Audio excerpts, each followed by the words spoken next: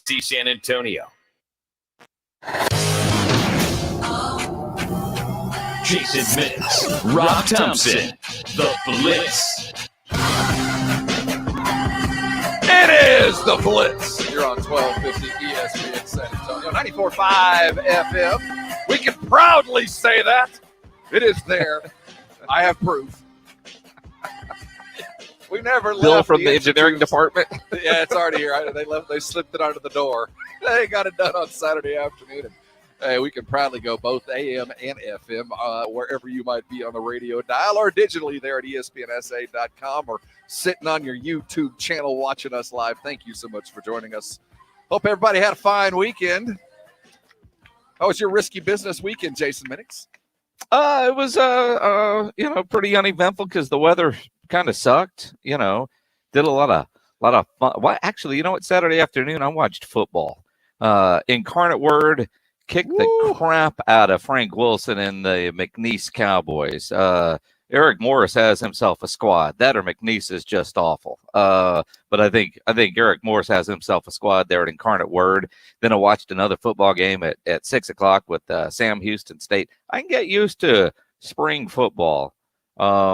It was nice to have. I planned on watching a little bit more basketball than I did, but football always comes first in my house. You're kind of missing out on some fantastic basketball. I'm just letting you know as we come down to but the end there's of the football on, season. man.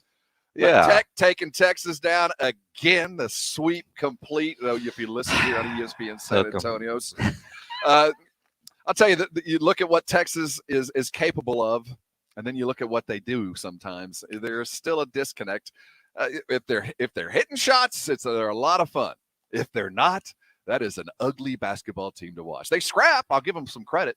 But, man, Tech is a middling team. If they had any kind of post help, they've got adequate help there. McClung and McCullers are fantastic.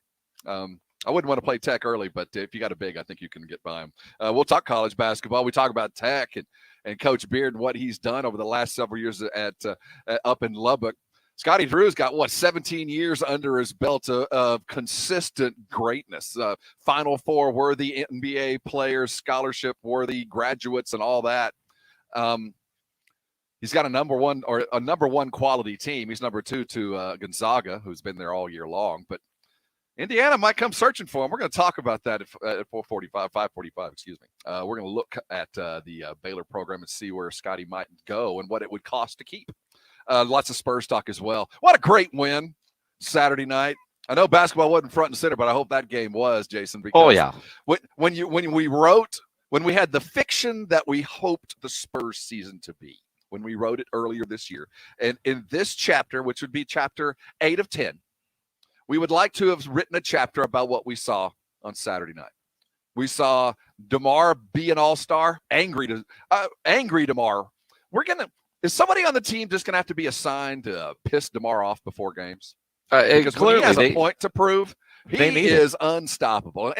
And what we saw was at 32 and 8, 10, 11. I don't know. He dominated from front to center. They held on. It wasn't a pretty win. It wasn't a perfect win, but it was an effective win. LaMarcus shining in his new role, can we say? And again, one of those good wins, again, very shorthanded, and they're going to be shorthanded again tonight with all the COVID protocols and a new term that I didn't even know existed. There are guys that are going to miss tonight for post health and safety protocols. I don't know what that means. Like they're kind of ready, but they're not. Apparently, I don't know. Recovery, but not anybody's getting back tonight that has been out with the protocols. I know Keldon Johnson went through shoot around today, thought he was going to be able to go, but nope. So they're going to be shorthanded again. But that was what was so impressive against New Orleans, and that's a New Orleans team that I don't know, man. Talking to Antonio Daniels last week about him. You expect more. I mean, Zion, a lot of fun to watch, but they're not winning. It truly is sucks. I can tell you the problem. Nobody's committed to playing any kind of defense at all. How many opportunities did Jakob have to dunk? Like an actual number? I mean, there was one that was kind of a dunk, but not really a dunk. But the fact that he had the opportunity tells me a lot about the defense that New Orleans plays. Fair enough, because I was going to say at least 4 or 5, right? I mean, where you just felt like he was there and open. But yeah, I mean they're not a good basketball team, but they get a lot of national TV exposure because of Zion, who is certainly fun to watch. Not quite good enough, though. The Spurs fight on tonight. Kyrie and the Flat Earthers, the Brooklyn Nets, are going to be on the docket. It's going to be a fun game to watch because I think the Spurs are kind of, these young guns are feeling their oats a little bit, running fun. DeJounte, I am sure he is licking his chops for tonight. He's going to see a lot of two guys that are, want to put you in a blender, and you're going to get a lot of one-on-one work, and DeJounte will pick your pocket. If I'm him, he's excited about what's going on tonight. No Durant, of course. We're going to cover it all at 6:30. Game Night San Antonio brought to you by Mellow Mushroom. Jeff McDonald will join us, fresh off of his Golden Globes watching experience, I'm sure. Good to catch up with Jeff. Did you watch the Golden Globes last night? I tried. It felt like I was at work. For those of us that sit and look at a Zoom screen all day long, I don't want to watch Zoom screens on television. So I tried. I did. I normally enjoy the Golden Globes, and I think Tina Fey and Amy Poehler are very funny. And I would like to have seen something, more importantly, suggest things for me to find and watch as I'm rapidly coming to the end of Netflix. I'm not all the way to the end of the internet, but I'm getting close. Well, I mean, it's only been a year. Now that we're officially in March, it's literally coming up on 1 year of work from home. But I'll tell you what, I watched a movie last night on Netflix. Something about I care, or I'm paid to care, or whatever. I care a lot with okay, Peter you've Dinklage. seen it, yeah. Of course you have. It's great. It's great. That's one of the best releases in the last 6 months. I thoroughly enjoyed that. Did you catch up on WandaVision? Yes. Who? WandaVision. Yes, I caught up. Yeah, I haven't started. Not going to. But I also care a lot. Walking Dead. That was a good movie. If you're looking for something to watch, that one was good. For those of us who spent the weekend sick on the couch, there was lots to watch. But I had actually watched that I Care a Lot a couple of weeks back. When it first came out, somebody had told me that it was pretty remarkable, and I dove into it, and it was not what I expected by any stretch. What's the woman's name that's the star? She's got a Rosamund Pike, Sure. Rosamund Pike. It was a social commentary and quite funny. I agree with you. That's a good one. So I think you just buried the lead a little bit. You spent the weekend on the couch. Dude, I thought I had food poisoned myself, and it turns out I might have had some kind of bug. I don't know. It was a long weekend. I mean, the Traeger has not been built. The Traeger has not moved. If it had been built, the weather wasn't good enough for me to be out there doing it anyway. I mean, I'm just saying. The great thing about Traeger, you don't got to be out there. Set it and forget it. But yeah, I'm just so when I put didn't it together when I had the time and feel up to it, I would have done it. I didn't have anybody else out here to help either, so there were some lifting things that would have been required. But dude, the back and forth would have been too much to bear. It'll be there for another day. Because even if it had been fully constructed, I could not have enjoyed the fruits of my labor. It sucked, man. This was a lousy weekend. I was so excited. I was so looking forward to a good weekend. So I thought I'd food poison myself, but evidently maybe I picked up something because my wife tells me that she's not feeling well either. So stay away. Well, quarantine continues in the Thompson Casa. Cameron Cox is going to join us in just about 20 minutes. Huge news from the NFL. J.J. Watt has found a landing spot. It is in the Valley of the Sun. He's going to the Cardinals. We talked about we talk every day about who's recruiting Deshaun. Now, I'm not sure how much D-Hop had to do with this. I think $23 million had probably more. Guaranteed dollars had more to do with this. But I don't know why it was never considered possible that he would go to the Cardinals. Well, because he said himself he was chasing a ring. He wanted to go to a contender. And I don't think anybody looks at Arizona with or without J.J. Watt as a Super Bowl contender. They're good. They're on the rise. But do you look at Arizona and say, man, they're a defensive player away from going to the Super Bowl? Their offense was better last year. Now, it puts a little bit of pressure on, say, Seattle to help Russ fix his offensive line or get rid of him because now they're going to play each other twice a year. You've got, a really good defense now, and he'll be a nice complement piece there. But, when you look at Buffalo, go to Buffalo, man. You might get to a Super Bowl. Tennessee was in the mix as a potential. Green Bay going home. You're with Aaron Rodgers.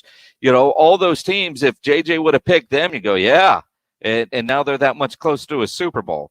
Now nobody's going to say that about Arizona. Like, yeah, man, pencil them in. Super Bowl, here they come. Because it's Arizona. They're too many pieces away from being that team, or at least considered it to be that team. Do you think less of? Do I think, I think 23 million buys you a pretty damn nice ring. And you're living in Phoenix, as opposed to Buffalo or Green Bay or wherever. But, if money were equal, and Buffalo was offering the same contract, and he's truly about chasing a ring, he's a Buffalo Bill today, or the other teams that were on the list. And they chased money instead of rings. I mean, in reality, if you're getting 23 million guaranteed over the next 2 years, and I don't know if Buffalo even offered it, I'm going to assume they did, but if it was half of that, where are you going? You're going to chase the dollars. And they're still going to be a good team, but don't tell me you're chasing a ring and you signed with the Cardinals. So you don't think any less of him. It's kind of like we want to say, there's not that there's anything wrong with that. He signed with the Cardinals. Not that there's anything wrong with that. There's 23 guaranteed $1 million coming his way. And, he gets to fight in a division where they need him, man. They're going to have to chase a lot of quarterbacks in the West there. So, but the fact is, you're right. It's a lateral move, man. Well, no. It's certainly an upgrade from Houston. And look, half of the teams he's been on, playoff caliber, yeah, but probably first round out. That's been the Texans for his entire career. Oh, sure. And a lot of former teammates there. I'm looking at Vance Joseph was one of the defensive coaches when he was a young Houston Texan. Vance Joseph was on that Texan staff and is now the defensive coordinator there. Some familiarity there. Pled sent us the Arizona Cardinals official logo. That's kind of a combination of the Cardinals logo with the Texan star and color scheme in the bowl and all that kind of. I mean, look, there's a lot of former Texans on Arizona, and both retractable roof stadiums. Yeah. I mean, it's all all the red gear he has. I mean, just to get some tape and cover up that cow and put a bird on it. I mean, the leather jacket color scheme would work well all there. All of it. Not that there's anything wrong with that. I feel like I have to defend him. Not that there's anything wrong with taking 23 million. It sounds like he's not going to get a ring. Killing him. Arizona's good, and they're up and coming. And this year versus. But I mean, you don't look at Arizona and say, they're maybe a playoff team, but a Super Bowl contender, even with JJ. You don't go, well, Super Bowl contender now for sure. I mean, you just don't. So you tell me you're chasing a ring, and we'd be saying the same thing if he would have signed with the Cowboys. Although I think Dallas probably close to a Super Bowl than Arizona is at this point. Or at least an extra playoff win. I just think it's so difficult for where they are just to get to the playoffs because you got 4 teams there that can all play good quarterbacks. It's a tough division. So he dove into a tough one. I'll give him credit, but this had nothing to do with Super Bowl. But if Russ does leave Seattle, Arizona, would Arizona be favored to win the division? Maybe. It's laughable, though, if Russ was going to be traded to the Cowboys. Jane Slater let us know why it's laughable.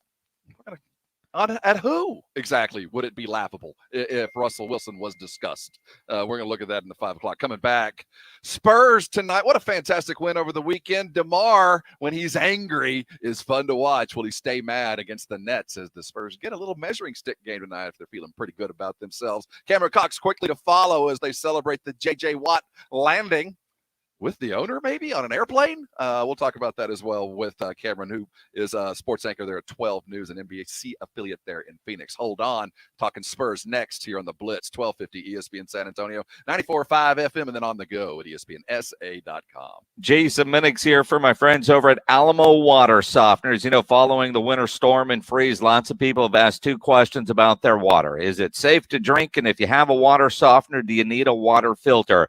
Water softeners take the hardness and minerals out of the water, but there are some chemicals and contaminants that a water softener won't remove that a filtration system will. That is why Alamo Water Softeners recommends both a water softener and filtration system. Call today for a free water analysis. Alamo Water Softeners will come test your water for free and give you a free estimate. I've had a water softener from Alamo Water Softeners for about a decade. Wouldn't live without them. A great local company owned by the Townsends. They have a great product and even better customer service. In fact, on the Nextdoor app, Alamo Water Softeners was voted a 2020 neighborhood favorite. Alamo Water Softeners is the best value for the highest quality water treatment. Discover the Alamo Water Softeners difference. Go to alamowatersofteners.com. That's alamowatersofteners.com. You follow your friends on Facebook and Twitter, so shouldn't you follow us? After all, I thought we were friends, aren't we? Never get left out. Follow us on Facebook at ESPN San Antonio, Twitter at ESPN_SA, and on the go at ESPNSA.com. If I'm not commuting anymore, where do I really want to live? While you handle life's questions, Merrill Guided Investing helps you manage your portfolio and invest for your next move with the option to work with an advisor at a low cost and minimum. Merrill, a Bank of America company. Visit merrilledge.com/investing goals to get started today. Investing involves risk. Merrill Lynch, Pierce, Fenner & Smith Incorporated, both a registered broker-dealer and investment advisor, member SIPC. Investment products are not FDIC insured or not bank guaranteed and may lose value. Chrissy is refinancing her home, so she shopped around for the lowest rate and found it at Amerisave.com, setting her up for a lifetime of savings. It's one decision she'll never regret, unlike wearing tap shoes to a surprise party. Sorry, guys. Just trying to find the perfect hiding place. Pretty regrettable, Chrissy. Unlike finding that low mortgage rate at Amerisave.com that's got you on your way to a lifetime of savings. Amerisave's rates won't be this low forever, so go to Amerisave.com now. Lower mortgage rates mean higher savings. Call 866-514-SAVE or visit Amerisave.com/licensing for cost information, terms and conditions. Equal housing lender. Licensed in all states except New York. NMLS number 1168. Good morning, privates! Good morning, Drill Sergeant! I mean, seriously, what a pleasant morning. The sun is shining and the birds are chirping. You seem to be in a good mood today. Astute observation. He's probably happy because he found out Honey Nut Cheerios can help lower cholesterol as part of a heart-healthy diet. They're even shaped like hearts. So, in lieu of the obstacle course today, I propose a nice meditative nature walk. Does that sound delightful to everyone? Yes, Drill Sergeant! Happy Heart Shapes are back for a limited time. Learn more about Honey Nut Cheerios by picking up a box at your local store. To show you how easy it is to file a claim with Geico, we hired sports commentator Dick Vitale. Tonight's matchup is me versus an ugly fender bender. If I can eke out a win, it would be a miracle, baby. Mr. Vitale, it wouldn't be a miracle because Geico gives you a team of experts to help manage your claim. It's going to be a nail-biter. Nope. The Geico team is there for you 24/7. Now that's a dipsy-do dunkaroo of a claims team. Geico is awesome, baby, with a capital A. Geico. Great service without all the drama.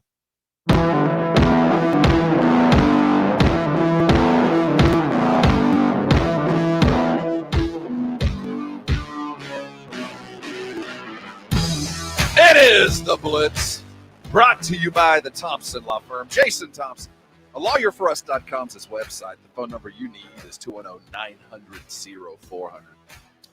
The San Antonio lawyer. Grew up here, went to St. Mary's, been practicing here in San Antonio. You call him, he's your lawyer. He's not just a TV face and name. Now, Jason, we saw Spurs look really good shorthanded. I mean, this is a team that has, I guess, over the last month kind of gotten used to that, sadly, as they've kind of rotated through with injuries and COVIDs. But in Keldon Johnson's absence, which I didn't think was going to be necessarily a good thing for anybody, but it certainly helped Trey Lyles out. And we saw DeMar prove a point. You know, he got to play against the guy who people are saying if it wasn't for Zion, who may or may not deserve to be in, DeMar would be there. So he came in angry. But more important than that, it is a team of a bunch of guys that go win at their position. You know, they're just winning their jobs and finding ways to win with their stars. Fun to watch. They are, and again, I mean, they've been fun to watch. And you look at the guys that missed at the beginning of the rodeo road trip because of COVID, and you want to see, you know, like I'd like to see the way some of these guys are playing right now with Keldon playing the way he was, because it does feel like they've hit a different level over the last 4 or 5 weeks. But now they're doing it without, you know, 5 guys. You know, put Rudy into that mix. Now that LaMarcus is coming off the bench, what is the second unit going to look like with LaMarcus? And you get these other guys back in there. I mean, it's pretty incredible, and I think a testament to Pop and the staff that they're getting what they're getting out of these guys, knowing that you got 5 guys on the bench, and you were even winning games when DeMar wasn't there either. They're having fun, which you can just see by the demeanor post game when you see Pop getting interviewed. Is Pop getting just? Are we gonna have to buy him? No, just leave his hair alone, ponytail man. thing. Yeah, I hope. Let's keep going, baby. Let's keep it growing. Looks good. It's kind of a good luck thing now. We got to keep that thing. He follows down Don south. Nelson in so many ways that we don't even know, and that's another. That's another I didn't role. want to go there. He is going there. I mean, absolutely. I mean, as long as he doesn't start sporting a fish tie, I think we'll be in pretty good shape. But you look at it, like I'm excited to see Keldon back with this unit. Thought we were going to see him tonight, but he did go through shoot around, but still not playing tonight. Same thing with Devin and getting Rudy Gay back in the mix because they are playing good basketball. And the loss the other day to Oklahoma City, and DeJounte gets fined $25,000 for kicking the ball. There's a fire that comes with that I didn't really know was there with this group. You know, I mean, when you're not expected to win and you lose a game, all right, well, off to the next one. And that punting of the basketball tells you a lot about where DeJounte is on the care about every game and every win scenario. You know, nobody likes to lose. Nobody likes to lose like that. Mm-hmm. But you could tell it was more than just on to the next one. Oh, well, we'll get them next time. You know, there's a fight and fire with this team that we're seeing now that I don't know that we saw at the beginning of the year. You know what I mean? There's just something about something has clicked where they feel like now they've got a chance to go win a bunch of these games where before I don't know if they did. They do have that added bench punch with LaMarcus coming off. There's that a shot of adrenaline that Patty has been responsible for a long time, that Lonnie Walker is helping with or had been helping with. But now LaMarcus, that second unit offers legitimate, consistent scoring punch when LaMarcus plays like he did. 21-5, man. Respect. Patty Mills guiding that. And that's not easy on Patty either. Keep in mind, some of his responsibilities have changed now that a vet, a legit second or first scoring threat is playing alongside you. Patty has to adjust his game as well. And hats off to both, man. That is a smooth flowing second unit. That's always been, you know, important to Pop. Every great Spurs team, every great team for that matter, offers a bench. But specifically for the Spurs, you know, there's a reason Manu was doing what he did, because that's always been part of Pop's game plan. That shot of adrenaline that doesn't always have to be just offense, just, you know, energy to the team. That now he can add some punch to LaMarcus with LaMarcus playing there. This is the kind of stuff that scares your opponents. When you know that, you know, you weather that first wave and then here comes another one. It's the kind of thing that helps you kind of separate yourself early in the game and catch up late in quarters when you can bring that kind of thing up. And it makes winning a whole lot easier and a lot more fun because you know there's reinforcements coming off the bench when you have a guy like LaMarcus coming in, Jason. It's certainly the Brooklyn Nets are a different story and a different team from what the Pelicans are. But the matchup I like. I think defensively, if you look at what the Nets are going to try to do, we know what Harden's capable of, and we've defended Harden or let him go on and get all the buckets he possibly wants. In either way, been successful. And Kyrie, well, you know, dribble your heart out, man. Just keep going, and we don't have to deal with KD. This will be a fun one, and it's one like you were just talking about. It's one of those games that if you play well and you win, you celebrate. But if you don't, well, you really weren't expected to win anyway. Well, and that's it. Although I believe they are undefeated against the East, and it's going to be a tough week for the Spurs. So you hope you get some of these guys back because you got Brooklyn tonight, you got the Knicks tomorrow, and then you've got the Thunder coming in on Thursday. But you talk about getting some reinforcements, and I don't know when we're going to see some of these guys because I've never seen this on a injury report before. But like Keldon Johnson is officially out; he was questionable for tonight. Coach's decision post health and safety protocols for reconditioning. Same thing with Q, although that, is a little concerning that Derek, Rudy Gay, and Devin Vassell are both still listed as health and safety protocols. So apparently they're still trying to get the negative tests going. Keldon, you would at least think at this point he's eligible to come back, but went through shoot around today and Pop said, "You're out of shape. You can't go." Well, or just the lingering effects. I mean, we don't know whether there was actual illness or just positivity True. or contact. I mean, we just know it's been a long time. And to hear that Keldon wasn't physically back, though, he might have probably, by every protocol been available to come back. That's concerning. But, it's certainly easy to say take some time when you see your team playing as well as it is. But, we're headed for it again. That reinculcation of team members after weeks apart. Pop's gotten pretty good at getting guys back in the fold, and maybe that's part of the strategy. Go work with us today. Take a couple breaths. We'll see you next time. And when we play Oklahoma City for what I think will be the 17th time this season. It's like a minor league baseball schedule. Dude, they're always on there. How many times are we going to play the Thunder? It just seems like every time we take a couple days off, here come the Thunder. This is a warm-up act. Hey, coming up, we're going to talk to a TV guy and a TV guy. Cameron Cox, from here. He's a TV guy from here, too. He's a TV guy. Them. He's one of them. Face guy. Mm-hmm. Cameron Cox, he's out in Phoenix. He works for NBC affiliate out there. And they're celebrating. I don't know what kind of parade they're going to have, but J.J. Watt is a former Houston Texan, is now an Arizona Cardinal for 2 years, $23 million worth of effort. Let's look over to Phoenix and see how happy they might be and what the next step is for the Cardinals to step into that playoff firm. Tom Herman's in the news.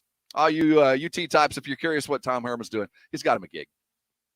We'll tell you where he's going and how useful he could possibly be at 4:45. Hold on tight. Cameron Cox is joining us next. The Phoenix Cardinals, they be celebrating. J.J. Watt's going to land there. We'll hear from someone there on the ground right next here on 1250 ESPN San Antonio, 94.5 FM and on the go at ESPNSA.com.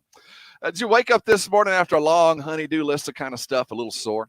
You don't have to go through life living like that. If you're dealing with a soft tissue pain injury or one of those sprains or strains that so many of us deal with, call a Rosti.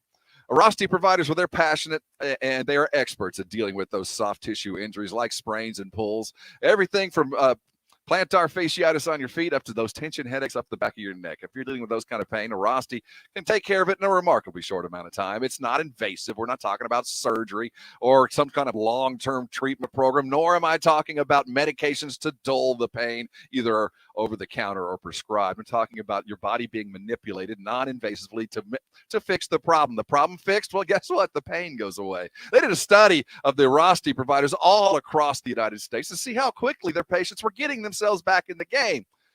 They came back with 3.2 visits on average. Think of that. If you've been dealing with long-term pain, deal with the Rosti patients and get yourself out. I want you to make this call, 1-800-404-6050. Again, 1-800-404-6050. The website, Rosti.com, is a great resource. Not only will you see a map of all those providers around San Antonio, you'll see one's probably 10 minutes from you where you are right now. You'll also see all kinds of great tips and tricks. When you walk in to a Rosti provider you're doing there, you go in knowing full well they're going to have most of your insurances are being accepted. And more importantly, you don't need a referral to go see a Rosti provider. Just call them, make your appointment, get yourself back in the game. Do not let pain keep you from doing things that you love. Call a Rosti provider today, get yourself back in the game, and I'm sure you'll thank me later. Game nights, the Blitz goes silver and black. This is DeJounte Murray. It's Game Night San Antonio. Game Night San Antonio, brought to you by the Mellow Mushroom. 30 minutes before every game night on the Blitz. 1250 ESPN San Antonio and 94.5 FM. Sports Center is brought to you by Southern Recipe Small Batch Pork Rinds. Available at HEB.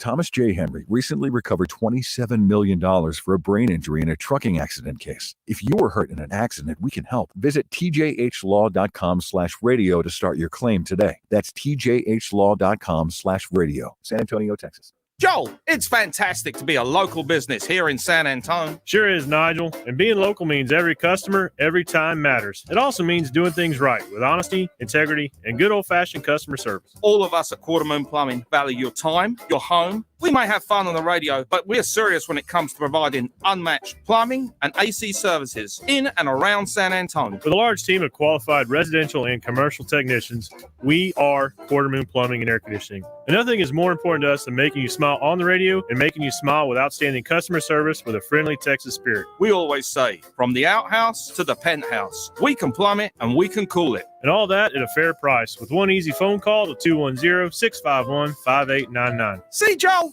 I told you I could do it without clowning around. So what's with the red nose? You can let go now. That's not funny. Porter Moon Plumbing and AC, 651-5899. License number M13229, TACLA 000743458. Listen to this radio station on the radio.com app anytime, anywhere. Listen to more than 300 stations along with more than 3,000 podcasts from your home area or across the U.S., all free. With the radio.com app. A great meal starts with great meat. Rob and Jason here for Tri-County Meat Market, the best meat market in San Antonio. It's locally owned and full service. Tri-County has carefully selected certified prime Angus beef cuts, Wagyu, and upper choice. Tri-County has everything you need to up your grilling game, from beef, chicken, pork, fajitas, poppers, and more. Stock up on their Pick 5 for $25. Tri-County Meat Market, 2 locations on Ralphdale Road and on Huebner Road, and online at tricountymeat.com. Here's the good news. Even with high unemployment, there's still a need for hundreds of thousands of cybersecurity professionals in the U.S. right now. And My Computer Career is training people to help meet the demand. No IT experience? No problem. Take the free career evaluation today at mycomputercareer.edu. Start your new life as an IT pro in as little as 4 months. Grants covering up to 53% of the cost are available to those who qualify. It's not rocket science. It's mycomputercareer.edu. That meeting's starting at 4. Can I get those projections? Indeed knows unexpected growth can stretch your business thin. Karen, do these numbers look right to you? Like at Mia's research firm. To hit client deadlines, she needs to get started hiring right away. I need Indeed. Indeed you do. And the moment you sponsor a job on Indeed, you get a short list of quality candidates from our resume database. Visit Indeed.com/credit and get a $75 credit for your first sponsored job post. Terms and conditions apply.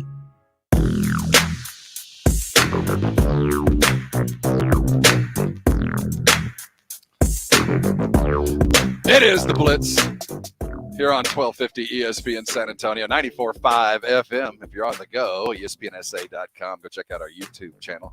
Hey, them Fighting Texas Aggies, they're going to try to come back and play basketball. They're taking a month off. They think they're going to be able to play. We'll have them right here on Wednesday if they clear all the protocols, and they'll get a couple of games in before the long-off season will begin. In the meantime, there's celebrations in Phoenix. A surprise signing this morning. It announced via tweet, JJ working out with a mean face. He's going to the Cardinals. Let's talk about it with one on at ground zero. Cam Cox joining us of the NBC affiliate 12 there in Phoenix. Welcome aboard, Cam. How's the altitude in Phoenix today? It's a beautiful day in Phoenix. It doesn't get any better than today. It's a great day. Great day. All right. Now, Cameron, you say that, and there's so many jokes right now about all the former Texans. You can let them out, Jason. Come on, you can go. No. I mean, as a Texan fan, as a Texan fan, as a kid that grew up in Houston, the fact that all your players are playing now in the city you're working has got to be a thrill. Oh man, I saw one blog already have shirts that say "Houston, we have all your players." Those T-shirts are being printed right now. There's talk about building a Bill O'Brien statue somewhere in downtown Phoenix, and we're very appreciative of him, out here. One of those golden Donald Trump kind of statues. I have no idea. Put a Texan hat on him and roll him through town. I think that's worth it. Something like that. As someone who grew up in Houston, it's terrible to see what's happened in that city and with that franchise. But as someone who covers the Cardinals, to get guys like DeAndre Hopkins and J.J. Watt, I mean, you couldn't ask for 2 better football players on your team. Cameron Cox joining us here on ESPN San Antonio, works for the NBC affiliate there in Phoenix. In all seriousness, JJ becomes a free agent and wants to go to a contender, and he chooses Arizona. Yeah, that's about my reaction too, Jason. So he chased money, not rings, and there's nothing wrong with that. But yeah, they're clearly not there yet. I mean, they were 500 last year, so they have a ways to go. There are questions about Cliff Kingsbury and his ability to run a team, run an offense, and call plays. So I think there's some massive problems that still need to be worked out. But JJ has to believe something. Sure, he took a nice paycheck, but the Cardinals clearly feel like bringing him in will get them closer to that. I don't think defensively was their problem last year, but pairing him up with Chandler Jones, an NFL sack king, two guys that have had the most sacks in the league since 2012. I mean, you can't ask for better on that defensive line. J.J. Watt, I didn't realize this until I was looking this up today, played over 1,000 snaps last year on that D-line, one of only two defensive linemen to play that kind of numbers last year in the trenches. And so, I mean, teams are running away from him. He could still be an impactful player. We all know what Chandler Jones can be across the league. So those two guys will definitely shore up that pass rush. Now we just have to worry about Cliff and his offense. Interesting. Did you guys have any idea that this was even in the wind? No, there were reports during the around the trading deadline in the middle of the season last year that the Cardinals were not interested. Checked in on those, and they weren't interested midway through the season.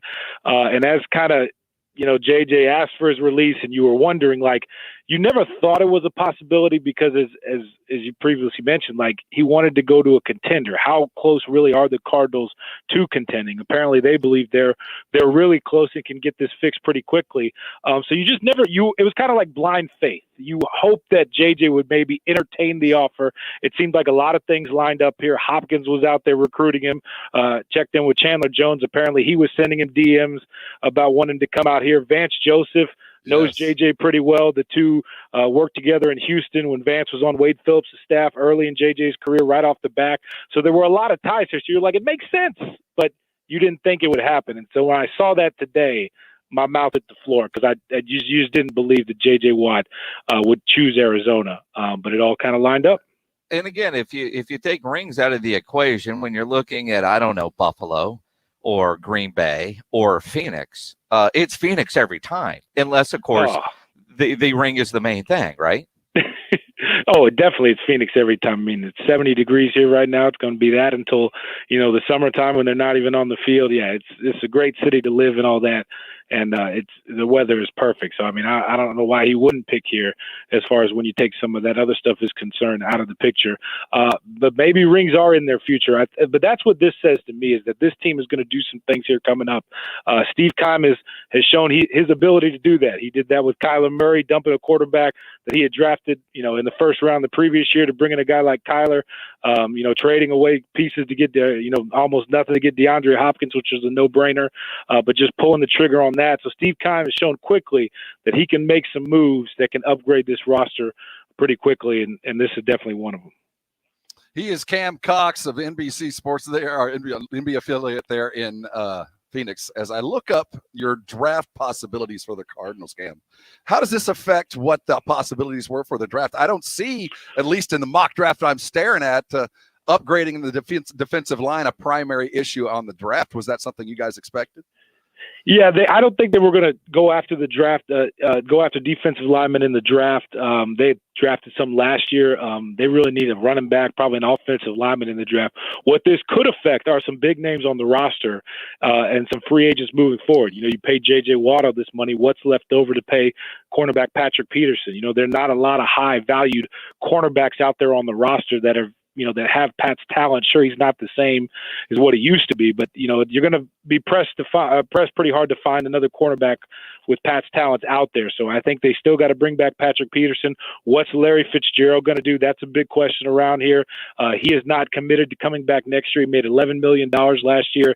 He wears number 11. That's been kind of significant around here for a while. They obviously cannot continue to pay Larry Fitzgerald $11 million. So how much is he going to ask for if he comes back? So giving JJ this money kind of doesn't make dominoes fall, but it starts to make you wonder what they're exactly going to do with some of their big names. Hassan Reddick was another guy, a first-round pick that I thought they were going to pay this offseason after he had a great year. But now this questions, when you bring in a pass rusher like JJ, do you even need Hassan Reddick anymore? So it's definitely going to start some dominoes as far as what they're going to do free agency-wise, not so much the draft. So, Cameron, apparently 99 has been retired from the Cardinals organization dating back to the Chicago Cardinals. Yes. Will JJ get 99? Marshall Goldberg. Yes, I actually just checked in on that. Yes, the number 99 is retired, but we've seen some instances in sports over the years, especially in football. Peyton Manning came to mind earlier. I don't know who's exactly retired for the Broncos, but I know 18 was, and Peyton Manning ended up being able to wear that when he was there. I did check in with the Cardinals, and they told me they'll figure it out. If JJ wants to wear number 99, we will figure it out, and they'll make sure he get his number. What's the 99 that has his number retired? What's his name? Marshall Goldberg. Marshall Goldberg. Is Marshall still alive? He is not. He is not. He did. I learned a lot about him here recently. He is not. And when you say recently, like the last 20 minutes. The last 20 minutes. I was unaware that 99 was retired, and then I was like, okay, he wears 99. So then you start looking at the media guide. You're like, oh, okay, it is retired. And so that's when I made the phone call. But yeah, they told me that if JJ wants to wear number 9, which I'm sure he does, they will figure something out. It sounds like he'll be allowed to wear it, and it sounds like he's already here. He just tweeted out a picture not so long ago with the owner. Michael Bidwell does have a private plane. It looks like he already flew him to the Valley. So. And Bidwell is his own pilot. Yeah. How does that work? Well, I know Mr. Bidwell can fly. I hope he didn't fly that plane, but I know he can fly. So I think that would be interesting. He could have flown him. He's known to show up to practice flying his own helicopter. So I have seen him do that. I'm not sure if he flew JJ here, but that would be fairly interesting. So the owner of the Cardinals is in fact Tony Stark? That's the next question. Hey, Mr. Bidwell, you secretly Iron Man? You going to play him in the next movie coming up, maybe? I mean, look, Jerry Jones shows up in, his helicopter, but he has a pilot there. I mean, I don't know about flying yourself around when you're worth that much money. Yeah, I've definitely seen him fly that helicopter to and from practices, training camp. So never been in it, never had a ride in it. I know one year he actually flew Patrick Peterson to practice. To open practice, which I thought was fairly I think cool. I'd be good. Nah, Coach, I'm going to go ahead and Uber. Hey, if the owner wants to pick you up in a helicopter, I think it's pretty hard to say no. I don't mind if he's not flying. I just don't want the owner of the team flying the plane, man. That's a little scary. Here's the thing. He's willing to fly himself. He's pretty damn confident in his flying abilities. Yes. Well, I know a lot of idiots that went too far in their own abilities. That's crazy. Cameron, are you gonna wear your Texans 99 jersey on TV tonight there in Phoenix? I do not actually have a JJ Watt 99. The only Texan jersey I have, I don't believe you.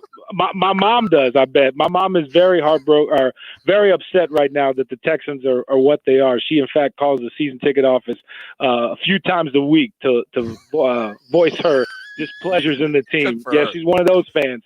She's very fired up. So if y'all ever need an angry Texan fan, we got you.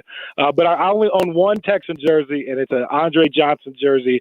I bought it right after they drafted him. Andre Johnson's always been one of my favorite players. So that's the only Texan jersey I have, and Andre Johnson was always one of my favorite players. So the rubble that is left of the Texans as we speak with Cameron Cox. Phoenix landed him. Hey, we appreciate your time, man. Great stuff. Guys, thanks so much. That was fun. Appreciate it. Cameron Cox joining us here on ESPN San Antonio. We're going to continue talking about it. And by our inflection and by our attitude, it's like, yeah, he signed with the Cardinals, and yeah, not that there's anything wrong with that. They're a good team. You just feel like we got to justify this guy because he didn't land on a true contender, and it just seemed anti to what we expected.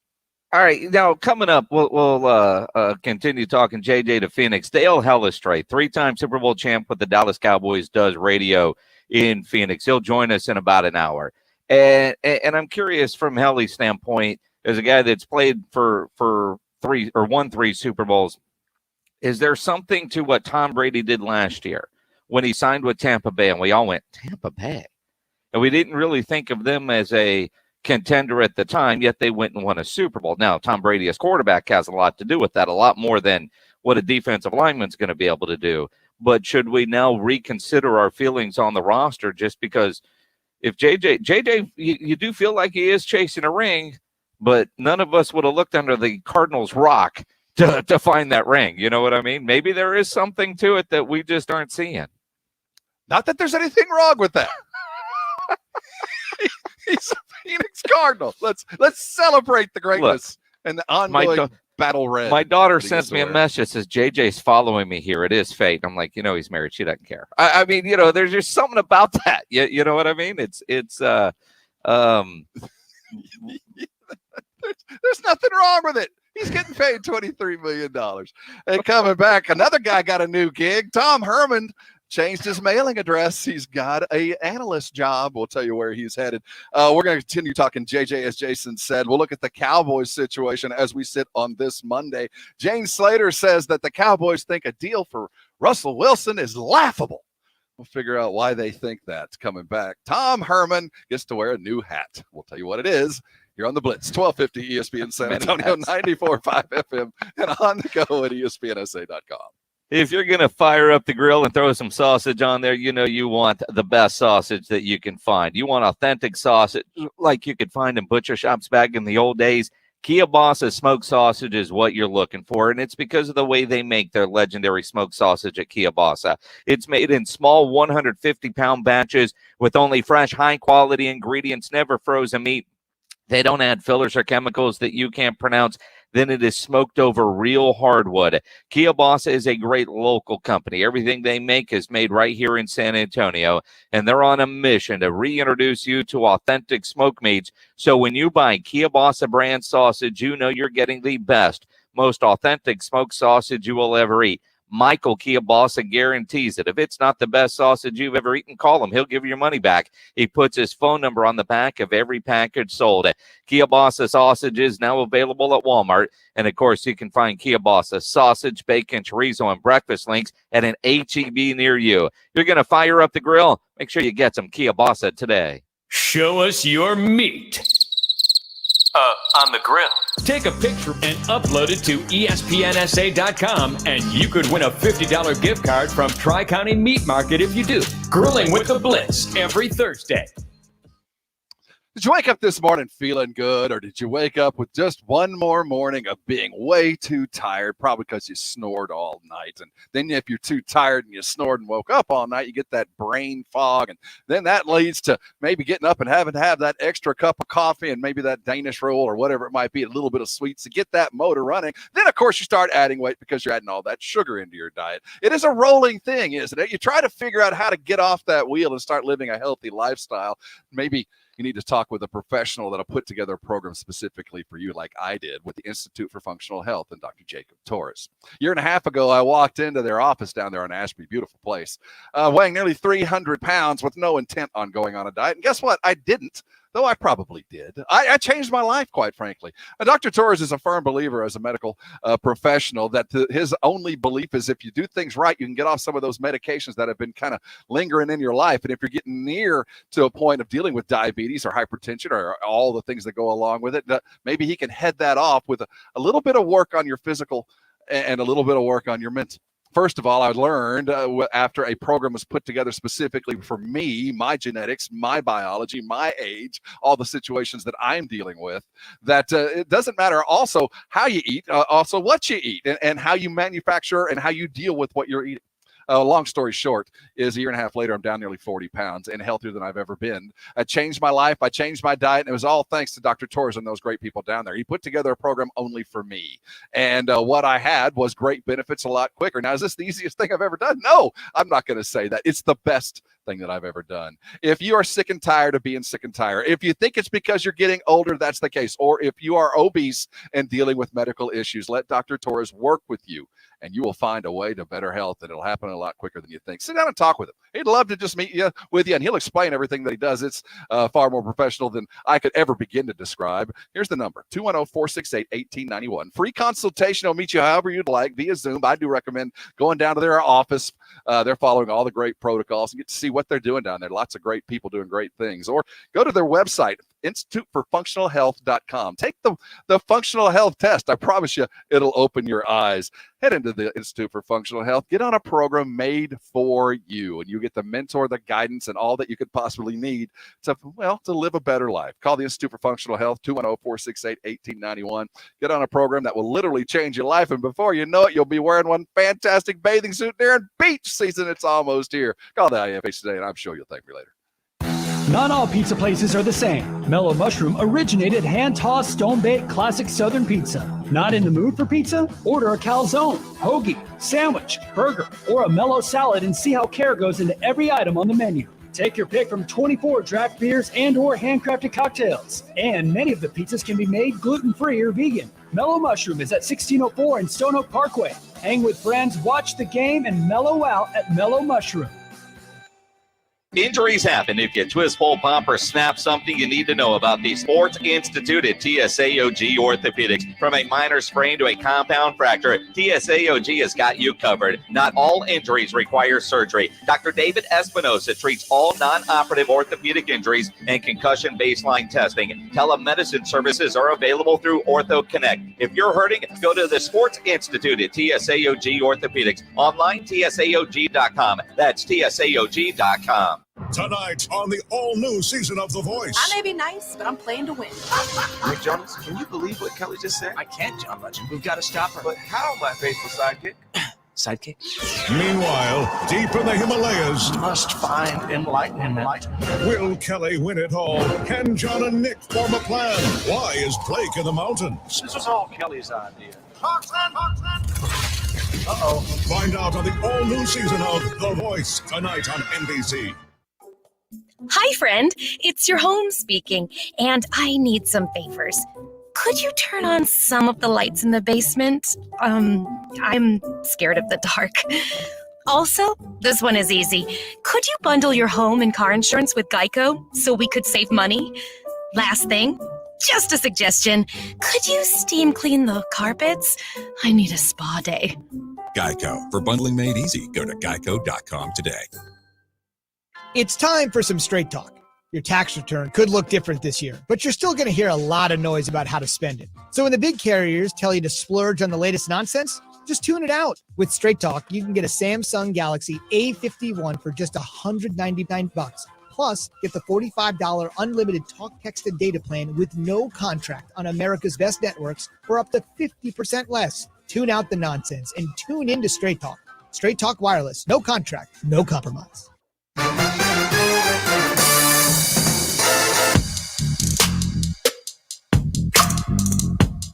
It is the Blitz. You're on ESPN San Antonio. He's Jason Minix. I'm Rob Thompson. James Pledger driving this boat all the way till 7 o'clock. Tom Herman didn't stay unemployed long. He's riding that gravy train for a bit. He's got a consulting job. He's going to head up to Chicago, and he's going to work with that brilliant quarterback stable that is Nick Foles and Mitch Trubisky. You're going to bring them into the modern era of Texas Longhorn offense. You laugh. I mean, they might end up trading for a Deshaun, or they could. I mean, you never. It's weird to see Tom Herman get a job as an offensive analyst and special projects. Now, what does special projects mean? Dude, one of my first gigs out of college was I went to work for a grocery chain, and my job was a special projects director, which I thought was awesome. I thought it looked good on a business card. It sounded like I was like the wolf. They called me in to solve a problem.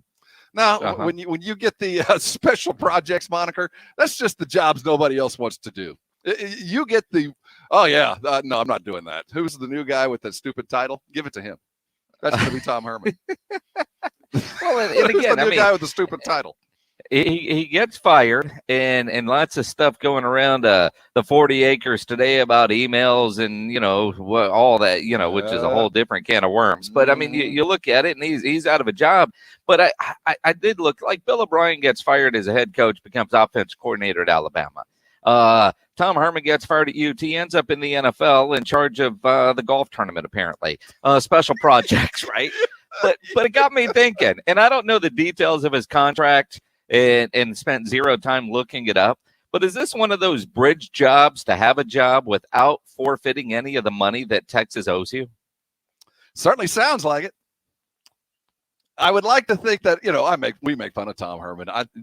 It's appearing more and more what the environment was like there with that Eyes of Texas mess and all the other stuff going on, that he was coaching through a firestorm far apart from the football team and the issues that were going on there. But it certainly feels like, this is one of those gigs. You keep your seat next to the pool. You're not necessarily in it. You don't forego any of the payments that are due to you from that Texas gig, and you get the next. I just never pictured him as a pro coach.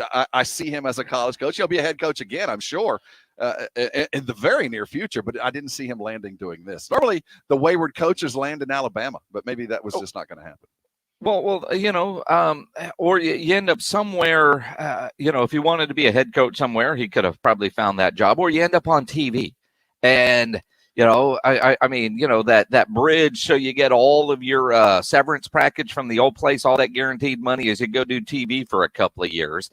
And, obviously he's not doing that. Special projects with the Chicago Bears. Yeah, good. And because their coach looks like he's going to be there for a long time. And the quarterback situation there is fantastic. He's got a little bit of money in the bank. He doesn't really need a big paycheck, as we said, but he does get the opportunity to go. Who knows? That's where he's going to end up. The offensive analyst and special projects manager for the Chicago Bears. Your Tom Herman, new baseball cap. You brought up the emails. Remember when we saw Sam Ehlinger doing the Eyes of Texas by himself? Mm-hmm. Do you think Ehlinger and Herman got along? Are those two guys best of buds? Because could this be a place that Ehlinger lands? Chicago? Mm-hmm. I think it's certainly possible. I don't know if they got along or not. It seems like they did, but I think Sam was so into being the quarterback at UT. He was born into it. That it didn't matter if it was Charlie Strong or Tom Herman or whoever. He was going to be UT through and through. Every tradition, it didn't matter. He was just born into it. I couldn't tell you one way or another, but I wouldn't be surprised right now if he doesn't get drafted by the Chicago Bears, or at the very least, if I do expect Sam to get drafted late. If he goes undrafted, he'll be one of those guys that get signed as a undrafted free agent to the Chicago Bears. The reason he probably just took the special projects gig is that there's like $15 million. There's lots of money coming his direction, so there's no need to forego that, man. Just go be an analyst, read some tape, walk around the greater Chicago Play in the golf tournament. Make sure the music is right for the Bears club locker room scene that they have after every win. It's an easy gig if you know what you're doing. Hey, coming back in the 5 o'clock hour, we're looking at the San Antonio Spurs. They've taken on the Nets tonight. Still no Kevin Durant, but we get to see Harden again, and Kyrie's involved as well, coming off a great win. We'll continue talking JJ as he arrives in Phoenix. Dale Hellestray is going to join us. He does radio there in Phoenix. And we'll continue looking at the college basketball scene as conference tournaments are just around the corner. And can Baylor hang on to Scott Drew if other teams come sniffing? We'll get into that and a whole lot more, because you're on the Blitz here on 1250 ESPN San Antonio, 94.5 FM, and, of course, on the go at ESPNSA.com. The latest on your silver and black. DeMar is playing as good a basketball as he's ever played. He's playing as good a ball as he ever played in Toronto when he was an all-star. He's doing more with less. My concern is, does that matter to him? Because if it does, that's one strike against the Spurs, where if you play here, even if you play well, you're not going to get the notoriety, and the fans aren't going to dive in and help you and vote you to an all-star game if you're worried about things like that. Could be another reason for him to leave. The Blitz, weekdays 4 to 7, 1250 ESPN San Antonio and 94.5 FM. Nobody plans on getting arrested, but it happens. Get out of jail fast by calling my good friend Albert and his great staff at AA Best Bail Bonds, 210-225-2121. You don't have to call attorneys or anybody else. Don't be forced into a PR bond. If the jail offers you a PR bond, make sure you understand the conditions before accepting it. Call AA Best Bail Bonds. Nobody beats their price. They have payment plans and are open 24/7. Call AA Best Bail Bonds, 210-225-2121 or mybestbailbonds.com. License number 149. O'Reilly. Right now at O'Reilly Auto Parts, get up to a $15 gift card after mail-in rebate when you purchase select Superstart batteries. With the power and capacity your vehicle demands, Superstart batteries are designed for lasting performance and consistent starts. Turn the key with confidence with Superstart batteries only at O'Reilly Auto Parts. O'Reilly Auto Parts. Wendy's new classic chicken sandwich is now in the 2 for $5, and that's reason to celebrate. Try the new classic and then take your mouth on a victory lap with the iconic Dave Single, the delicious spicy chicken sandwich, spicy or crispy 10-piece nuggets, or just get another classic chicken sandwich. Taste greatness today with Wendy's 2 for $5. We got you. For a limited time, a la carte only. Price and participation may vary. U.S. Wendy's. The franchise tag window is open. Teams can now start franchising players. Dak got it last year, and demands don't seem to have changed from Dak Prescott, Jason. What happens if the Cowboys don't get a deal done with Dak again? What is the deadline? March 9th. Now you have to really start thinking about the future of Dak Prescott with the Dallas Cowboys. If the Cowboys and Jerry Jones and Dak Prescott do not reach that long-term mega deal that Dak Prescott is seeking, he gone. Because you're not going to give him that third franchise tag. You know, last year you could do it knowing you had this one in your back pocket. So there wasn't the urgency for Jerry Jones. There was no reason for Jerry to cave on that extra year that Jerry demands in these negotiations. If you still plan on having Dak Prescott as your quarterback for the next 4 or 5, 8 years, now, A, it's cost you a lot more money. But B, you're going to have to cave or he's going to walk. The Blitz, weekdays 4 to 7, 1250 ESPN San Antonio and 94.5 FM. This is Stephen Jones of the Dallas Cowboys, 1250 ESPN San Antonio. And 94.5 FM, where the pros play. For everything Dallas Cowboys. KCTC San Antonio. Jason Minutes, Rob Thompson, The Blitz. It is the Blitz. Welcome aboard. You're on 1250 ESPN San Antonio. And once again, you can't freeze us out for long. 94.5 FM. The parts arrived. We had an ox cart that we had to requisition. That rode through rice fields east of Houston, made it through Cuero. All the Cardinals are Titan. Couple of attacks. They had to bed down for a couple of days, but they got the part in. And through tremendous effort, we went back on the FM there Saturday afternoon. So they worked on Saturday and the charge was double? Yeah, of course. And we also had to buy extra hay. We had to buy extra hay for the oxen and, all the stuff that we had to deal with. But, yes, we're back on the FM. He's Jason Minix. I'm Rob Thompson, James Pledger, producing us yet again this hour. We're going to look at the Spurs. Don't forget 6:30. Tonight, Jeff McDonald will join us at the San Antonio Express News for Mellow Mushrooms Game Night San Antonio. Looking forward to the game tonight. Got the Brooklyn Nets, but we had a nice one. Let's look back at a phenomenal performance by DeMar DeRozan. It was one of those show-me kind of games as the Spurs take down the Pelicans 117-114. You could say hold on. I'd like to say take down. Huge free throws by LaMarcus Aldridge, though, at the end of that game there to kind of help to close things down. But the fact of the matter is, the Spurs had control of that game the entire way through. It got a little scary, but this was a Spurs win that was by Pop's design. They did exactly what they've been working to do all season long. They pressed the ball. They executed on offense. They dished correctly. Your post was hitting shots outside of the lane, clearing things open. DeJounte with his usual thieving, attacking self. It was what we want to see. Now we just want to see everybody do it. We're still going to be short against the Nets. All the guys that have been out for COVID are still going to be out again tonight. It did look this morning like we might get Keldon back tonight. He did go through shoot-around, but after shoot-around was ruled as out. Probably a conditioning issue there, I'm guessing. Coach's decision for post-health and safety protocols. But you look at the game the other night, and they were in complete control of that game throughout. But when you're landing and there's turbulence as you're flying into a city with the storm, and you're just kind of, all right, let's get there.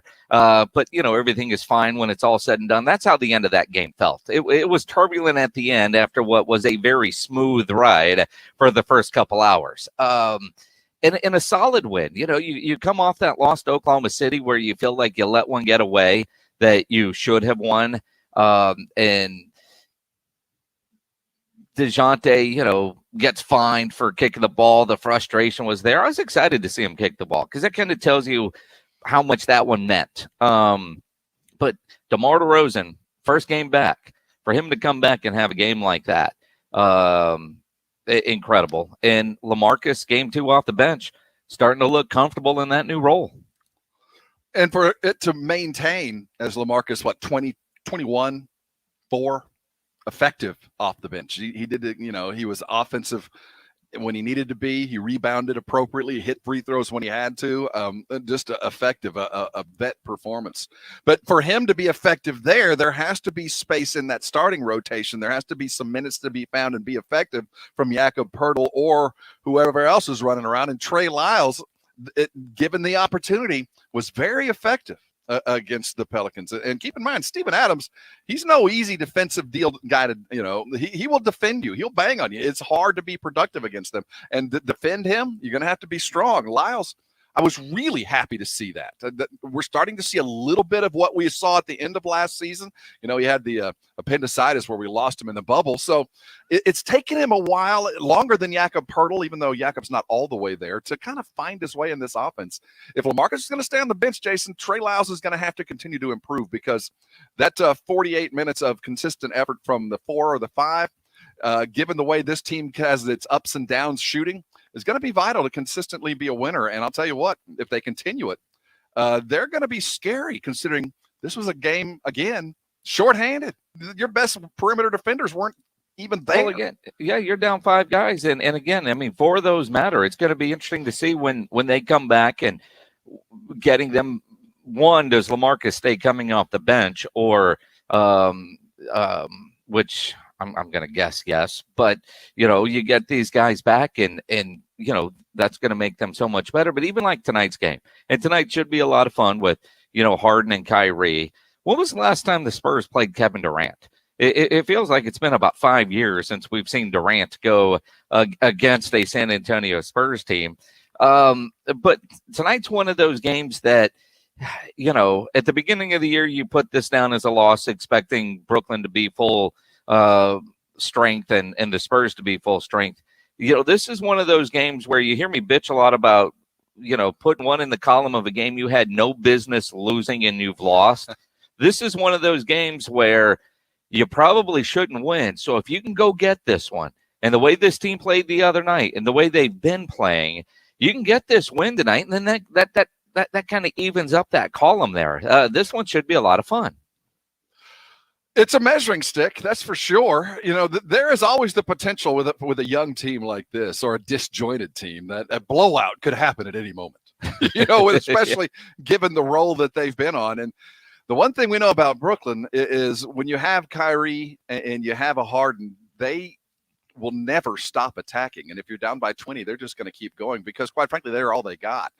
This isn't the easiest matchup, but I'll tell you, without Kevin Durant, which I'm glad not to see, and the way that we've seen DeJounte play, he's going to have to match up on both of these guys a fair amount of time. And Jakob, you better be ready for some pick and roll work. There's going to be a lot of that happening. These two guys can drop dimes. It's going to be a test on the defense, and offensively, I think they can keep up as long as they can keep themselves out of foul trouble. We're going to look deeper into the game at 6:30 for Game Night San Antonio. Jeff McDonald of the San Antonio Express-News will join us as we look at the Brooklyn Nets. Let's talk a little bit more about LaMarcus and the imminent trade deadline. Does this make him a more valuable commodity, Jason? I mean, if you're looking at LaMarcus wondering, if I bring him in here, will he interrupt or cause problems with the chemistry of my team, a la what he did in Portland and early in the San Antonio era before he and Pop joined the same wavelength? Will he be accepting of a bench role? Well, now he's kind of proven that not only would he be accepting, but he can flourish in it. Well, and he's going to have to. I mean, that's the thing. And so, yeah, I think this actually helps his trade value, because if he goes to a contender isn't going to need a LaMarcus Aldridge as a starter and 30, 35 minutes a night. That's not what he would be doing in that situation. By coming off the bench, by accepting that role here, everything that he has said, learning how to come off the bench and be a role player, a contributor. If he gets traded right now to a contender, that's what his role would be. And so watching him come off the bench, watching him excel off the bench, I think actually helps his trade value a lot more than if you were going to try to find a starter in today's NBA world. Well, there's some places he might start. And one of them I had consistently looked at was maybe the way the Hawks are positioning themselves. They might be looking for a veteran, whether up front with LaMarcus or in the guards or in that 1, 2, or 3 position with DeMar DeRozan. Lloyd Pierce was fired today by the Atlanta Hawks. Nate McMillan has been his executive assistant, the guy next chair who we thought would just kind of step into the gig. Well, as of now, he hasn't actually been hired yet because I don't think McMillan wants to be interim one and maybe show a little bit of loyalty, I guess, to Pierce. But the fact is, if the head coach has changed, was the head coach in the way of a deal for DeMar or LaMarcus? And with his exit, would the Hawks be more amenable to make a deal? I wonder how that affects us, because really that's all that's important. Well, and that really is all that's important, although you don't talk Hawks and trade and contender in the same sentence. I mean, that would just be a trade at that point if you're LaMarcus Aldridge not going to. If he goes to a contender, he's got to come off the bench. If he's going to Atlanta to help up some young guys, interesting. But I saw a tweet from Woj earlier about Pierce getting fired and Nate McMillan so loyal to Pierce that he was going to meet with Pierce and the rest of the coaching staff before he decided if he would accept the interim tag. And, you know, it's kind of odd to think, all right, you're going to fire somebody and you haven't talked to Nate a little bit about you're going to be the interim guy. You don't just go in and say, hey, you're it. And I don't know. It just seems like they didn't really have much of a plan for this in-season firing. It's hard to screw up firing somebody, but I think Atlanta is doing a pretty good job of that at this point. There's got to be somebody sitting on a bench they can just go get right now, as the NBA will take a bench guy and move him to a start someplace else, as we just saw last week. But if you're just joining us, the Spurs taking on the Nets tonight. Still, the COVID issue lingers on. DeMar cleared the protocols, and the tragedies in his life came back on Saturday and just demolished the Pelicans. We're going to need every bit of it tonight. 32 was great. He might need more than that as we take on the New Jersey Nets tonight, or Brooklyn Nets, excuse me. Jeff McDonald, I just dated myself. The Jeff McDonald, the San Antonio Express News, will join us at 6:30 as we look even more forward to it. Hey, J.J. Watt is an Arizona Cardinal now as we celebrate the J.J. Glad you didn't Watt. say St. Louis. I almost did. Or Chicago. I could have.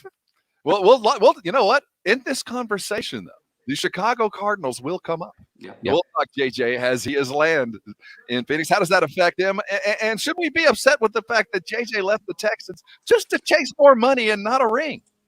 We'll look at all the things around it next here on the Blitz. 1250 ESPN San Antonio, 94.5 FM, and on the go at ESPNSA.com. Jason Lennox here for Alamo Water Softeners. You know, after the winter storm, a lot of people asked about their water. Is it safe to drink? And if you have a water softener, do you need a water filter? Well, water softeners take the hardness and minerals out of water. It's to give you good tasting soft water. But there are some chemicals and contaminants that a water softener won't remove that a filtration system will. Alamo Water Softeners actually recommends both a softener and a filtration system. Call today for a free water analysis. They'll come out to your house.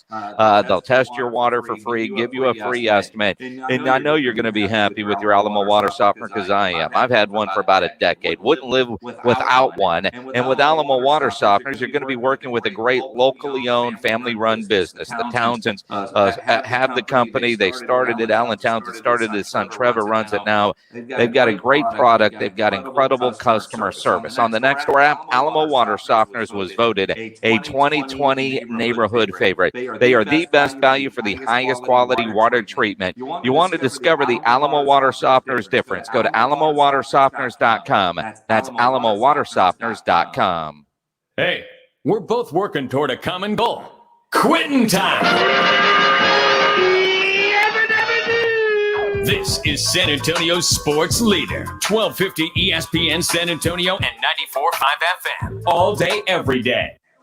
Not all pizza places are the same. Mellow Mushroom originated hand-tossed, stone-baked classic Southern pizza. Not in the mood for pizza? Order a calzone, hoagie, sandwich, burger, or a mellow salad and see how care goes into every item on the menu. Take your pick from 24 draft beers and or handcrafted cocktails. And many of the pizzas can be made gluten-free or vegan. Mellow Mushroom is at 1604 in Stone Oak Parkway. Hang with friends, watch the game, and mellow out at Mellow Mushroom.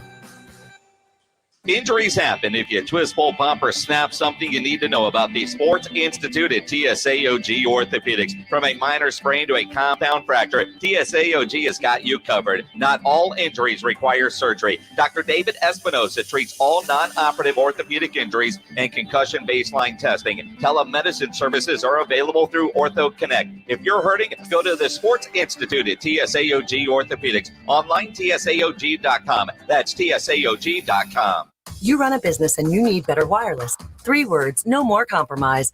With the T-Mobile Business Advantage, you get the largest 5G network, award-winning customer support, and insanely great value. No trade-offs. Right now, get up to 90 days of unlimited free on business plans when you switch via bill credits. Stop in to find out more. Plus taxes and fees for some plans. Complete port within 60 days. Customers over 50 gigabytes per month have lower speeds during congestion. Video at 480p, unlimited on our network. See T-Mobile.com for 5G devices coverage and plan details.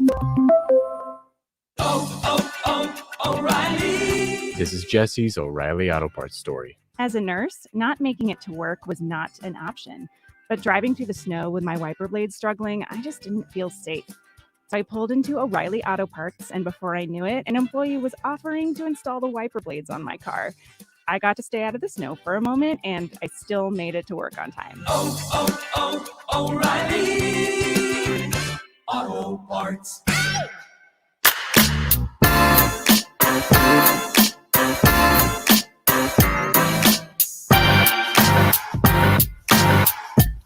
It is the Blitz. Y'all's weekend. Welcome on. We're going to talk Arizona Cardinals here just a couple minutes with Dale Hellestray, as I'm sure they're celebrating there. Dallas Cowboys, when we last spoke on Friday, Russell Wilson interjected into the morass by saying, I don't really want to be traded, but if I was to be, here are the 4 teams that you could talk to. One of them was the Dallas Cowboys.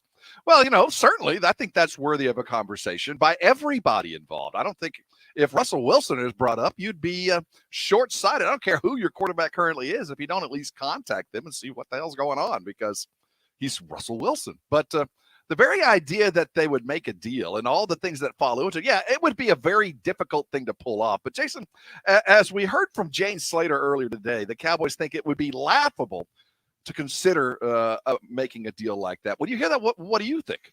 Well, first off, I want to make sure I'm understanding her report in proper context. And that would be to do a sign and trade with Dak and then trade Dak to Seattle for Russell Wilson, along with other pieces and parts that would be included. But as she reported on the NFL Network, by doing that in a situation like that, yes, laughable was the word she was told by Dallas Cowboy insiders. In order to do that, if you're working towards getting this tag done, then you'd have to get Dak to agree to the tag, and then he would have to agree to a trade to Seattle. Now, if that doesn't happen, the Cowboys then could just straight up try to make a trade for Russell Wilson, who's under contract with the Seattle Seahawks. But that would likely cost them somewhere in the ballpark of what Mike Silver suggested this week, 3 number 1 picks. Now, they're not afraid to give up a number 1 pick. We've seen them do that with Amari Cooper. They certainly, in good faith, tried to go after a guy like Earl Thomas. But now I bring back Seattle. They tried in good faith to go after Earl Thomas, who openly campaigned to come to Dallas. They made it so expensive, the Seattle front office, that the Cowboys walked away from it. Then there was Jamal Adams. Jamal Adams, another one they tried to go and throw the kitchen sink at. That thing got so expensive, but guess who swooped in to pick him up? Seattle. So then I was told last year, Seattle was interested in defensive lineman Aldon Smith. Guess what the Cowboys did? No go. Why? Because it was Seattle. So I bring all that up to say there is a lot of stuff that would have to happen, to borrow a Ciara phrase, a 1-2 step. This would be a 1, 2, 3, 5, 10 step. I just don't see it happening. And as I said, I did circle back with a Cowboys source, see what I did there, and they found this thing laughable. And so I wonder if it's the idea of signing Dak and then trading him straight up, Dak for Russ, is that laughable?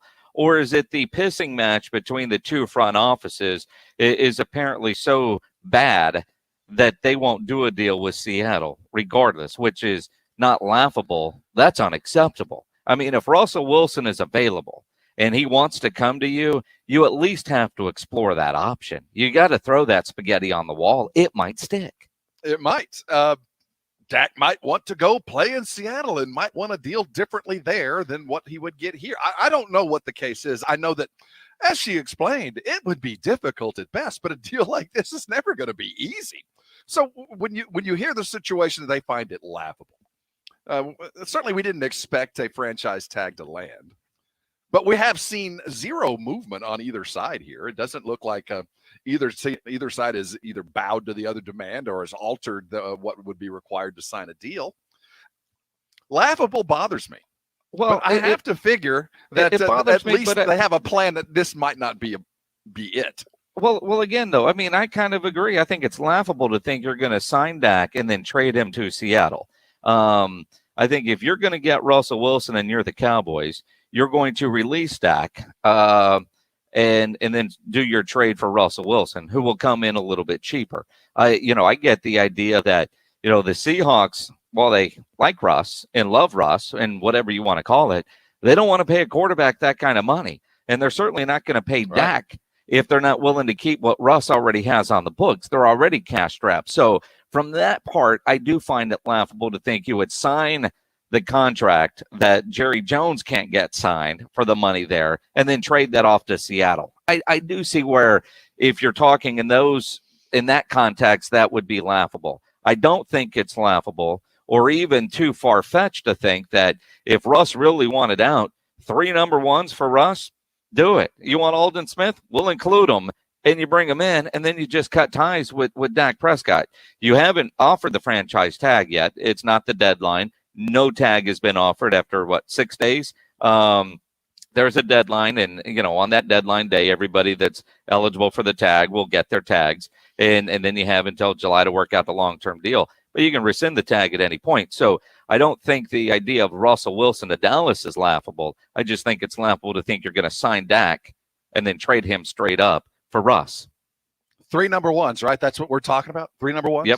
Yep. Would you be amenable, General Manager Jason, to a CeeDee Lamb, this year's number 1 and next year's number 1?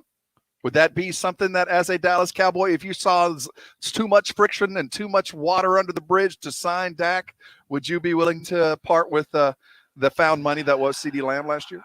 Well, I don't necessarily know that's what Seattle wants. But I mean, Seattle's got some wide receivers. I think Seattle, they got to lock it. I think I'd rather get rid of a Michael Gallup at this point than a CeeDee Lamb because Michael Gallup is about to get paid. But if they want 3 number ones, it's your number 10 overall pick and then your first round picks the next 2 years, which again, we can go previous. I'll give you last year's number 1. He's a good guy.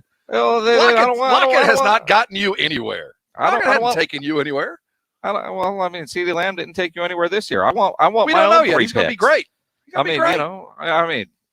No. I got Russell Wilson. I want 3 picks that I can go screw up on my own. No, you don't. I got Russell Wilson. You have CeeDee Lamb, next year's number 1, and my number 10 pick. Then we don't have a deal. Well, then that's laughable. Ladies and gentlemen, that's how it went. That was a portrayal of how we actually portrayed how the Cowboys went. I'll throw in an Earl Thomas signed jersey. How about that? We got those left in the locker room that we can't get rid of.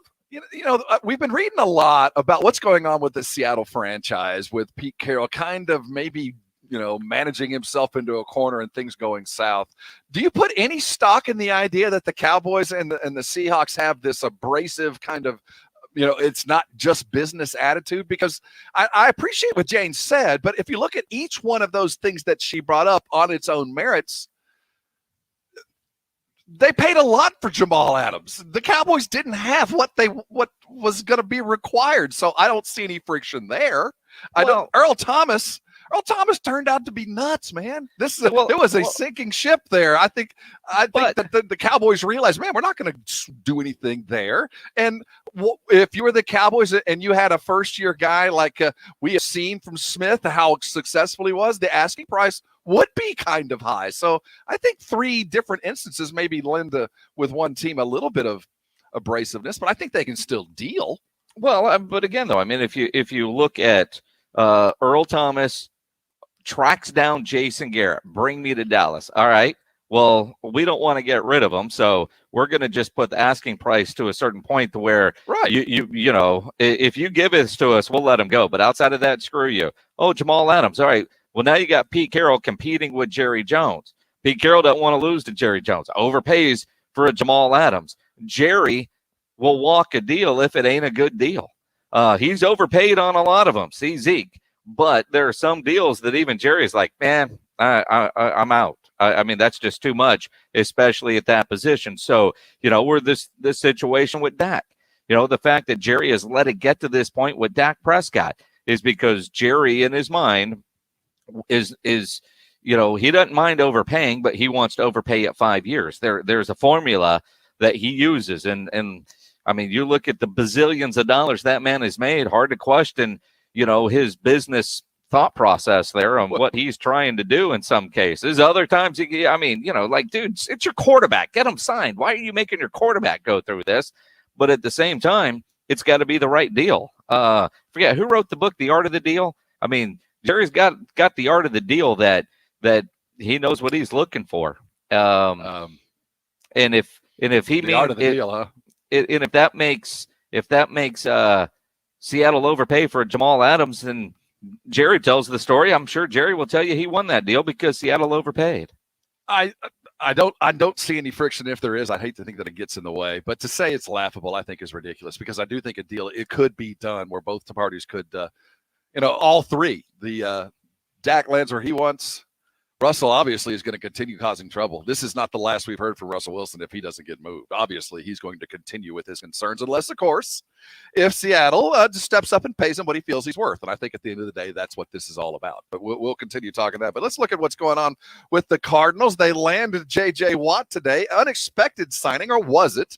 The Houston Texans are moving west to the Valley of the Sun. Dale Hellestray is going to join us. He's a 1580 The Fanatic there in Phoenix. We'll look west and see how this has improved the Cardinals. And are they a contender now that JJ's there, or was he just chasing the money? Hold on. Dale Hellestray joins us, former Dallas Cowboy and current talk radio gadabout there in Phoenix, here on the Blitz. 1250 ESPN San Antonio, 94.5 FM, and on the go at ESPNSA.com. You know, nobody plans on getting arrested, but it does happen to a lot of people every day for all kinds of reasons. Whether it's you, a family member, a friend of yours, you get arrested, somebody you know gets arrested, you want to get out of jail fast. You know the best way to do that is by calling my good friend Albert and his great staff at AA Best Bail Bonds, 210-225-2121, or online, mybestbailbonds.com. You can even start the bonding process there online. You don't have to call attorneys or anybody else to get out of jail. A lot of reasons for that. And you don't want to be forced into a PR bond. If the jail offers you a PR bond, make sure you truly understand what all those conditions are before accepting it. Your best option, AA Best Bail Bonds. Nobody beats their price. They have payment plans available, offer a free shuttle service. Of course, they're discreet and confidential and open 24/7 with offices all over San Antonio and Texas, services nationwide. License number 149. Call AA Best Bail Bonds, 210-225-2121, 225-2121, or online at mybestbailbonds.com. Sundays are for the grill. The Sunday Sports Grill, 11 in the morning to 1. Chop it up and grill with former and current Rock the Mic champs Michael Jimenez and Quinn Hudson. The Sunday Sports Grill, 11 to 1 every Sunday. If you're having issues with your plumbing, maybe your heater, your AC, you've had to use both the heater and the AC this week, and some of you are still recovering from busted pipes and plumbing issues from the storm, there's one company to call, and that is Quarter Moon Plumbing, Heating, and AC, 210-651-5899. I've used Quarter Moon a number of times throughout the years. They are fantastic at what they do. Full service, big job, small job, residential or commercial. Their service trucks are fully stocked, and they have all the equipment needed for any job. At Quarter Moon, no commission sales reps. They'll provide estimates and second opinions. They have a great experienced staff that has earned an A+ ranking with the Better Business Bureau. Quarter Moon Plumbing, Heating, and AC, 210-651-5899, 651-5899, or online at quartermoonplumbing.com. Sports Center is brought to you by Kielbasa Slow Crafted Sausage, available at your local grocery stores. Howdy, San Antonio. Chip Ingram from the Roof Hub and Angry Elephant. Football sadly is over, but spring is around the corner and our silver and black look ready for a playoff run. If you can't watch the game at home, we have your solution with ice cold beer, great food, and giant screens at the Roof Hub. If the wife or husband, for that matter, prefers cocktails and girl talk instead of the game, drop them off next door at the newly remodeled Angry Elephant for great wine and appetizers. 2 bars, 1 location, 0 regrets. See you soon at 281 in Redland Road at the Roof Hub and Angry Elephant. For the ones finding new ways to ensure the job always gets done. For the ones wearing many hats. For the ones who are hands-on, even from far away. And the ones keeping business moving forward. We are Grainger, offering supplies and solutions for every industry, with 24/7 support and experienced staff at over 250 local branches. Call, clickgrainger.com, or just stop by. Grainger, for the ones who get it done. Looking for a protein-packed snack to power you through the day? Of course you are. Only Southern Recipe small batch pork rinds have the bold flavors that stand out in the Me Too snack aisle. Sea salt and cracked black pepper, pineapple ancho chile, pasilla chili cheese, and more. Take your snacking to higher flavor levels with Southern Recipe small batch pork rinds. And keto fans, you're going to love this low-carb crunch. Visit your local HEB and southernrecipesmallbatch.com to see the power of the rind. Making Moves is brought to you by LinkedIn Jobs. Every player matters, and finding the right person can make all of the difference. After Dwight Howard chose Orlando over New Jersey, the Nets turned their sights to Portland and completed a trade for small forward Gerald Williams. The trade included sending Mamad Okor, Sean Williams, and a first-round pick to Portland. That first-round pick, the 6th overall, turned into Damian Lillard. Lillard went on to win the Rookie of the Year and is a 5-time NBA All-Star. Build your winning team today. Go to linkedin.com/sports. As the basketball season rolls along, teams are already identifying the missing pieces they need to make a championship run. If your business needs some fresh new talent, LinkedIn Jobs can help. Post a job with targeted screening questions, and LinkedIn will quickly get your role in front of qualified candidates. Manage job posts and contact candidates from a single view as functions are streamlined onto one simple screen. Post a job for free at linkedin.com/sports. That's linkedin.com/sports. Terms and conditions apply.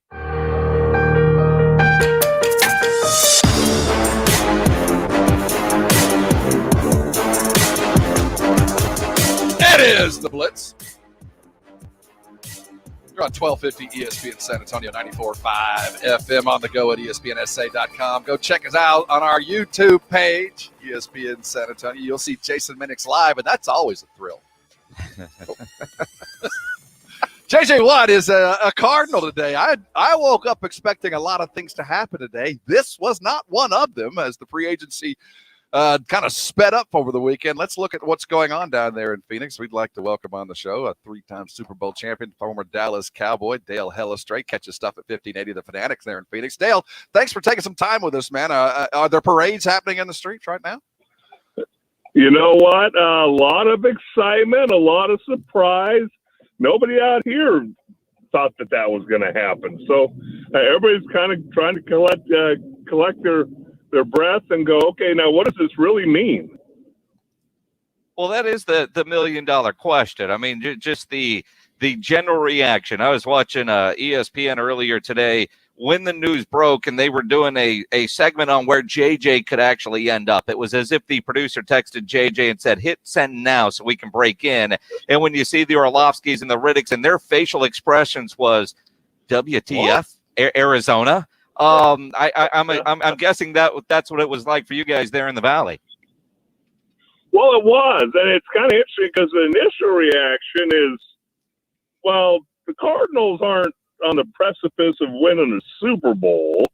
They're kind of tied up against the cap, and boy, to be out shopping at the expensive toy store, which J.J. Watt is, and doing it so quiet, there wasn't even a murmur. There wasn't a, hey, JJ's top 10 teams, Cardinals are 11th. Right. You didn't hear anything. And now it looks like Steve Keim out here is trying to build what's the best of the Houston Texans here in the desert. Well, you certainly put another nail into the coffin that is the Texans with everybody seeing JJ landing today. Now, let's think about the ramifications of this. $23 million guaranteed, got a 2-year deal coming. How does that affect the current salary cap and the players that are kind of on the edge for the Cards today? Well, and that's what people are trying to figure out right now. I mean, one of the big decisions is Larry Fitzgerald. He has announced whether he's coming back or whether he's retiring. If he comes back, well, what's this do to his possible salary? And then defensive line-wise, they've got some flexibility defensive line-wise that they can let a few guys go and save some cap room and all that. But I think on top of that, the other thing is I don't think anybody around here has really done a whole lot of research on J.J. Watt just because we never thought that he would be out here. And so the thing that always scares I'm sure quite a few people is there's usually a reason why a guy's a free agent, whether it's injuries, whether it's age, whether it's attitude, whatever it is. Well, we know J.J. Watt has a great attitude. You just, I think in the back of your mind are thinking, wow, $23 million guaranteed. I know he's healthy last year. You just wonder if that health will follow him and how productive can he be. On the other hand, you sit here and go, well, you put him on one side and Chandler Jones, who's one of the best kept secrets pass rushing wise in the NFL, on the other side. And boy, you could wreak some serious havoc. Well, and Helly, as you think about that, I mean, with Chandler Jones on one side and JJ on the other, who do you double team? How many sacks are those guys going to go get? And you look at JJ, I don't want to say he was alone in Houston on that defensive line, but, you know, he didn't have a whole lot of company or help. You put him next to Chandler Jones, and how much better could he actually be, or how much better will he make Chandler Jones?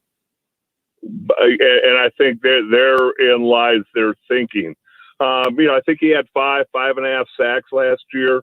I've always been a guy, I don't necessarily look at the numbers. The numbers are great, but a lot of times pressure creates more havoc than a sack does. And we all know he got a ton of pressure on quarterbacks last year. And so I think, the secondary here with the Cardinals have some question marks. Probably going to lose Patrick Peterson. I still think everybody's kind of going, well, what's this COVID thing going to do? Are there going to be a bunch of 1-year deals signed by players, and how you can take a pay cut? And what is going to happen once free agency actually starts? But boy, if you can get pressure on a quarterback, it makes your secondary look a lot better. Especially in the division you guys are playing, you need to pressure those quarterbacks. He's Dale Hellestrand joining us here on ESPN San Antonio as the J.J. Watt signs with the Cardinals. A surprise for sure. And I think this is not disregarding how much improved the Cardinals are, Dale. But the fact is, we were led to believe, or at least we thought, that J.J. was probably chasing a ring, would land at a contender for a significantly reduced salary. At least that was the thought, as he was going to, crown off his Hall of Fame career with a ring. But, landing with the Cardinals, how much better are the Cardinals now? And do you think that he made them that legitimate contender that we thought he was trying to get to anyway? It's interesting because one of the guys I know did some research, made some phone calls and all that. And I think the original thought out there as well, the Cardinals just blew him out of the water with an offer that he just couldn't refuse. And some of the information coming back is the Cardinals weren't even his best offer. So, you throw that out the window. Are they a contender? In my mind, they're playing in the best division of football. The NFC West is pretty brutal. I think the Rams are going to be better next year with Stafford at quarterback. And are they a contender? If things fall right, possibly. But I don't know who knows? Maybe he wants to come out and he looked and saw it's 70 degrees out here and not a cloud in the sky, and I get to Phoenix play or on Buffalo. grass. Phoenix wins. Yeah, Phoenix wins. He saw that picture of Niagara Falls frozen over, and the decision was made. I'm heading to Phoenix, baby. Well, and you play close to home in Green Bay or whatever. A lot of distractions there with friends and family. Cleveland or Phoenix. If he wasn't going to be able to play with his brothers, but you're right, it's all about being a contender. Now, you think about last year when Tom Brady announced Tampa Bay, we kind of had the same questions. We went, Tampa Bay, really? And yet they go and they win the Super Bowl. Now, as a quarterback and you're Tom Brady, you have a lot more impact on that. But should we look at this Arizona roster a little bit differently, trusting that JJ took his time and picked a team that he thought was capable of chasing that ring? Well, again, I think that's a great comparison because, last year at this time when Tom was on the move and, there was a lot of speculation about different teams he was going to go to. And when he finally settled on Tampa Bay, I think a lot of us just went, that's kind of curious. You got a coach that doesn't seem to fit his style. And, how is that going to end up working out, which now we all know looking back, worked out great. I know he has a relationship with Vance Johnson, the defensive coordinator out here. I know this team was at one point, a game away from making the playoffs. And once you get into the playoffs, who knows what can happen. So I think that he's probably looking at it, number one, pretty good money. Number two, have a chance to do some things. And then I think the lifestyle out here maybe swayed him a little bit. Dale Hillestrate joining us here on ESPN San Antonio as we look at J.J. Watt's signing in the Valley of the Sun. So, and certainly I think lifestyle plays a huge role in this signing. And, while they improved a bit, it's certainly one more step. Now, in your mind, what's the next step? What do they need to do in the draft and free agency to continue the improvement and maybe get themselves into a playoff game and get a win? Well, I think the things that you're looking at right now, if you're there, everybody always – kind of a lazy narrative. They say, the offensive line. They need offensive line. Offensive line's okay. But offensive line's a little bit above average. Can you always get better? Yes. I don't care how good you are. You can always improve. But I think in the defensive secondary, they need some help there. They're especially if Patrick Peterson doesn't come back, they're kind of bare in the defensive backfield. They're not going to re-sign Kenyon Drake, who made, I think, $8.5 million last year. So could probably look for something like that in free agency or the draft. I know a lot of people were pointing pass rusher in the draft. I think that's taken care of. So if it's me, I'm probably looking defensive secondary first and then get that running game going a little bit. Three-time Super Bowl champ with the Dallas Cowboys, Dale Hillestrate, with us here on ESPN San Antonio. He has a sports talk show there in Phoenix on 1580 The Fanatic. What are the impressions there in Phoenix offensively with Cliff Kingsbury as the coach and Kyler at quarterback? Boy, it seems to change week by week, kind of up and down. One week, Cliff's the best play caller we've ever seen out here, and the next week he can't count to four. I think that he is learning.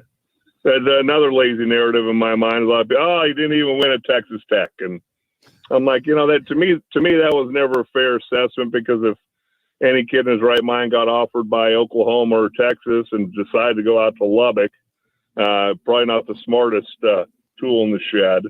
But it's always playing from behind in my mind. But I think he's learning. I think he's open to learning. You couple that with the fact that Kyler Murray improved from his first year to his second year. And if he makes the normal jump to the third year, I think your offense is going to be playoff worthy. Playoff worthy for sure, maybe, as Dale Hillestrate joins us here on ESPN San Antonio. Number 99 for the Texans lands in Phoenix. Is he going to get to wear that number, or is he going to have to pay a little bit of money to what's the gentleman's name that had 99 back with the Chicago Cardinals, his memoriam? Maybe he gets to pay a little bit of money to wear that 99, or do you think that's going to be a problem? Oh, I think that they'll probably allow him to wear that number for the couple years, hopefully maybe a little bit longer than J.J. Watt's out here. Are you guys ready for the photo shoots with Cliff and JJ? I mean, that could get ridiculous between those two. No shirt required. We have fun with that. And I don't know if you ever heard Cliff Kingsbury talk in an interview, but for a guy, he's got one of the best voices I've ever heard. So they all got it going on in the looks department. Now they just got to get it done on the football field. Don't we all? Dale Hellestray joining us here on the Blitz. Man, it's a pleasure. It's a pleasure catching up with you, Dale. Keep yourself safe. We'll talk to you soon. All right, you guys too.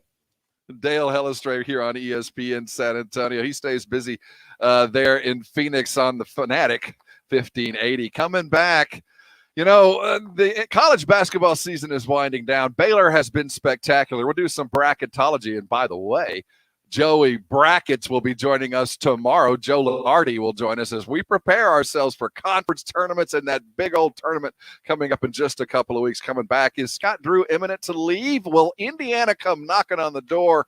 Big 12 basketball in play. We'll look down the top 10 as we get closer and closer to the tourney here on the Blitz. 1250 ESPN San Antonio, 94.5 FM on the go at ESPNSA.com. During the winter storm, you either had a pipe break or somebody that did. BSG can help you with that. Jason Minix here. BSG is the company that brings you the best in home security and smart home technology. And they actually have a water valve controller that could save you thousands if you have a water leak. And we all know that you don't have to have a hard freeze to have a pipe break in your house and cause a flood. Happens every day. Protect your home by calling BSG at 210-877-1222 and ask them about the smart valve. The smart valve from BSG goes on your main water line, and if it detects a leak, it will notify you on your smartphone app, but more importantly, it will turn off your water. The smart valve shuts down leaks before they can turn into floods, so you can stay ahead of water waste and high bills. You can monitor your water usage and pipes from your phone. Talk about smart home technology from a company you can trust, and you have the peace of mind your home is protected, especially if you're not home and that leak starts to happen. You won't come home to inches of water in your house. BSG of Texas, making smart home automation simple. Call them 210-877-1222 or go to the website bsgtexas.com/radio. That's bsgtexas.com/radio. Game Nights The Blitz focuses on your silver and black in depth for 30 minutes. Game Night San Antonio, brought to you by the Mellow Mushroom. This is Matt Bonner. Spend your game nights with us. 1250 ESPN San Antonio and 94.5 FM. When I grow up, I want to be a new pair of blue jeans. When I grow up, I want to be a kid's first computer. Warm place on a cold day. I want to be a bike that races around the country. I want to be a bench on a forest trail. When I grow up, I don't want to be a piece of garbage. And if you recycle me, I won't be. Give your garbage another life. Recycle. Learn how at iwanttoberecycled.org. Brought to you by Keep America Beautiful and the Ad Council. Northeast Independent School District is now hiring and training school bus drivers. Whether you're looking for a new job, you're a retiree, or you're retired military, come help drive students to succeed and apply at Northeast ISD Transportation today. No experience is necessary, and you will get paid while earning your CDL and learning how to drive a school bus. The Northeast ISD Transportation Department is ranked as one of the top 100 school bus fleets in America. And our drivers receive exceptional pay and benefits, including health, dental, vision, and retirement. If you're looking for work, if you're retired from the military, or you simply want to make a difference in our community, apply now with the Northeast ISD Transportation Department. Join our team and discover Northeast ISD by calling 210-356-9229. That's 210-356-9229. Or you can text Drive Bus to 797979. That's text Drive Bus to 797979. Jason Minix here from ESPN San Antonio for my friends at Alamo Water Softeners. Following the winter storm and freeze, lots of people have asked, is the water safe to drink? And if you have a water softener, do you need a water filter? Alamo Water Softeners recommends both. Call today for a free water analysis. Alamo Water Softeners will come test your water for free and give you an estimate. Discover the Alamo Water Softeners difference. Go to alamowatersofteners.com. That's alamowatersofteners.com. It's time for some straight talk. Your tax return could look different this year, but you're still going to hear a lot of noise about how to spend it. So when the big carriers tell you to splurge on the latest nonsense, Just tune it out. With Straight Talk, you can get a Samsung Galaxy A51 for just $199. Plus, get the $45 unlimited talk, text, and data plan with no contract on America's best networks for up to 50% less. Tune out the nonsense and tune in to Straight Talk. Straight Talk Wireless. No contract, no compromise. For the ones finding new ways to ensure the job always gets done. For the ones wearing many hats. For the ones who are hands-on, even from far away. And the ones keeping business moving forward. We are Grainger, offering supplies and solutions for every industry, with 24/7 support and experienced staff at over 250 local branches. Call, clickgrainger.com, or just stop by. Grainger, for the ones who get it done.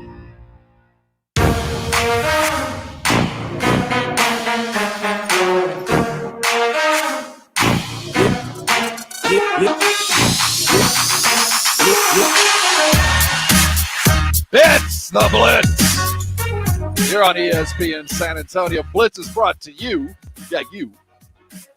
by the Thompson Law Firm, Jason Thompson. ALawyerForUs.com is his website. His phone number is 210-900-0400. Con, honest San Antonio attorney for San Antonians. Again, his number is 210-900-0400. Consultations are always absolutely free. Let him take care of you while you take care of your health and your family. Call him as soon as you can after an auto collision.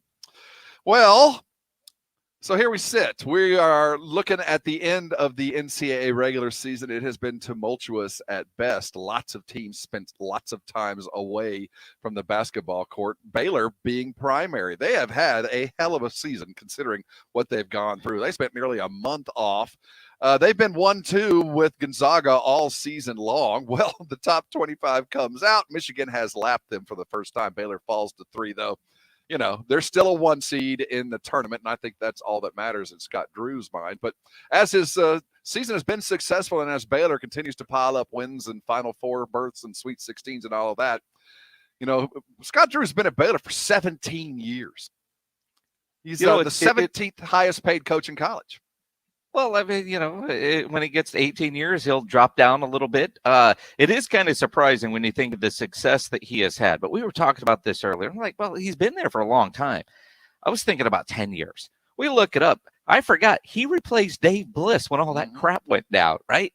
I mean, he's been there 17 years. So I hear, well, Indiana might come calling. You're like, he ain't leaving Baylor for Indiana right now. Indiana isn't what it was. I mean, you know, do the deep ties to the state factor in 30 years later with the niche that he's carved out there in Waco, unless he has decided that this is the best team he's had. If they don't win it all this year, he probably will never win it at Baylor. I mean, or pay me. I mean, the fact that, you know, he seems to be well underpaid for a guy that's got the longevity that he's been there, although, dude, you got to win a title to jump up some. But, I mean, he makes less than Beard and Lubbock. And, you know, I think Drew's probably deserves more than that.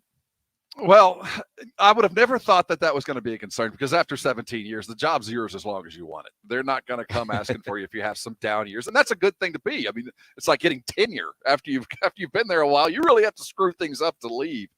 But I do think that Indiana opportunity is they could make it too good to pass up because that is truly one of the sleeping giants of the sports world.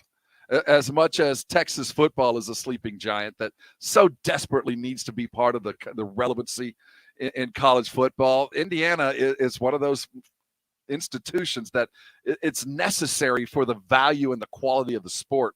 They need to be good. They are inherently a blue blood, and they haven't been. There's a long way to go, but if anyone could do it, it would be a Scott Drew. And when I look at how low his pay is in comparison to others, I'm not saying he should get Calipari $8 million a year stuff, but for the way that he's handled this franchise in the storm that the Baylor athletic department has had to go through over the last 5 to 10 years, I think it's a testament to him. And no matter what, Indiana comes knocking on the door, whether they write the check or Baylor writes the check, there's going to be another zero on this thing. I think he's going to get a significant raise just because the timing is right. And I have a feeling that Indiana is going to come sniffing around.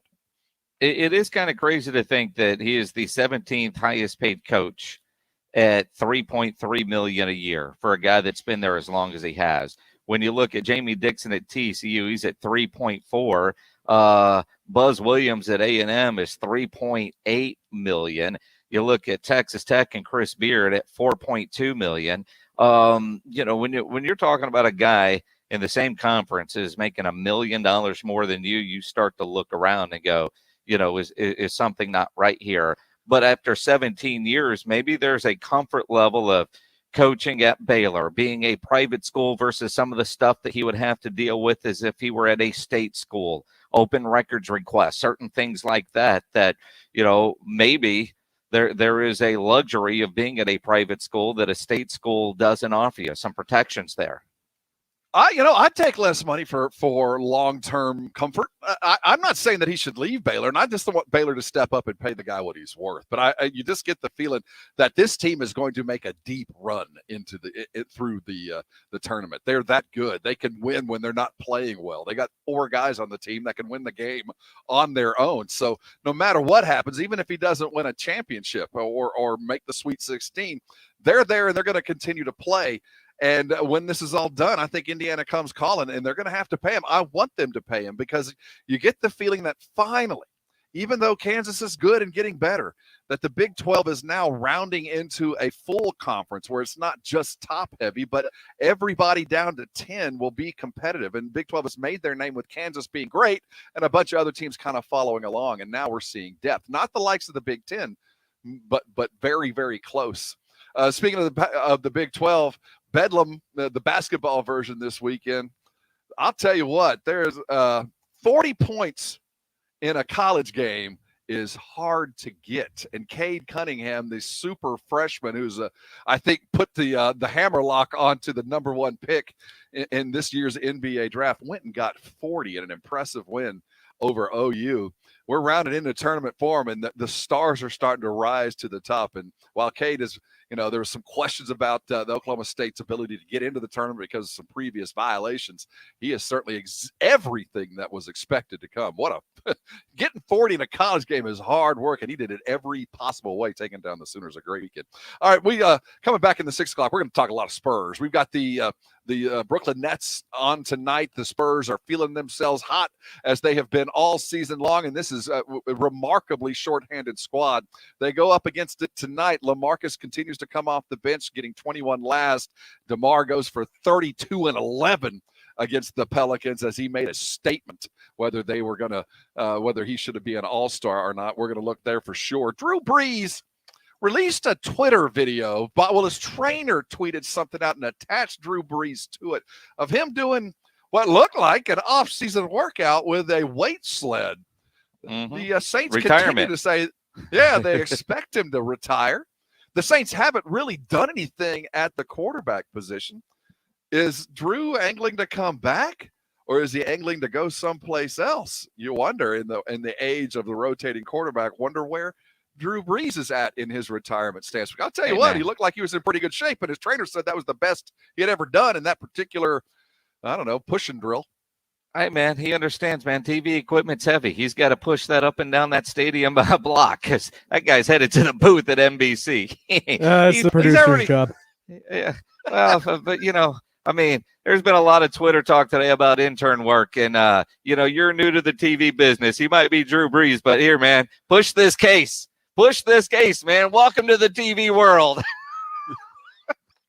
Very likely. We're talking that, and a 17-game season could make for a very entertaining and sports-filled Christmas day. Lots to talk about. You're on the Blitz, 1250 ESPN San Antonio, 94.5 FM, and on the go at ESPNSA.com.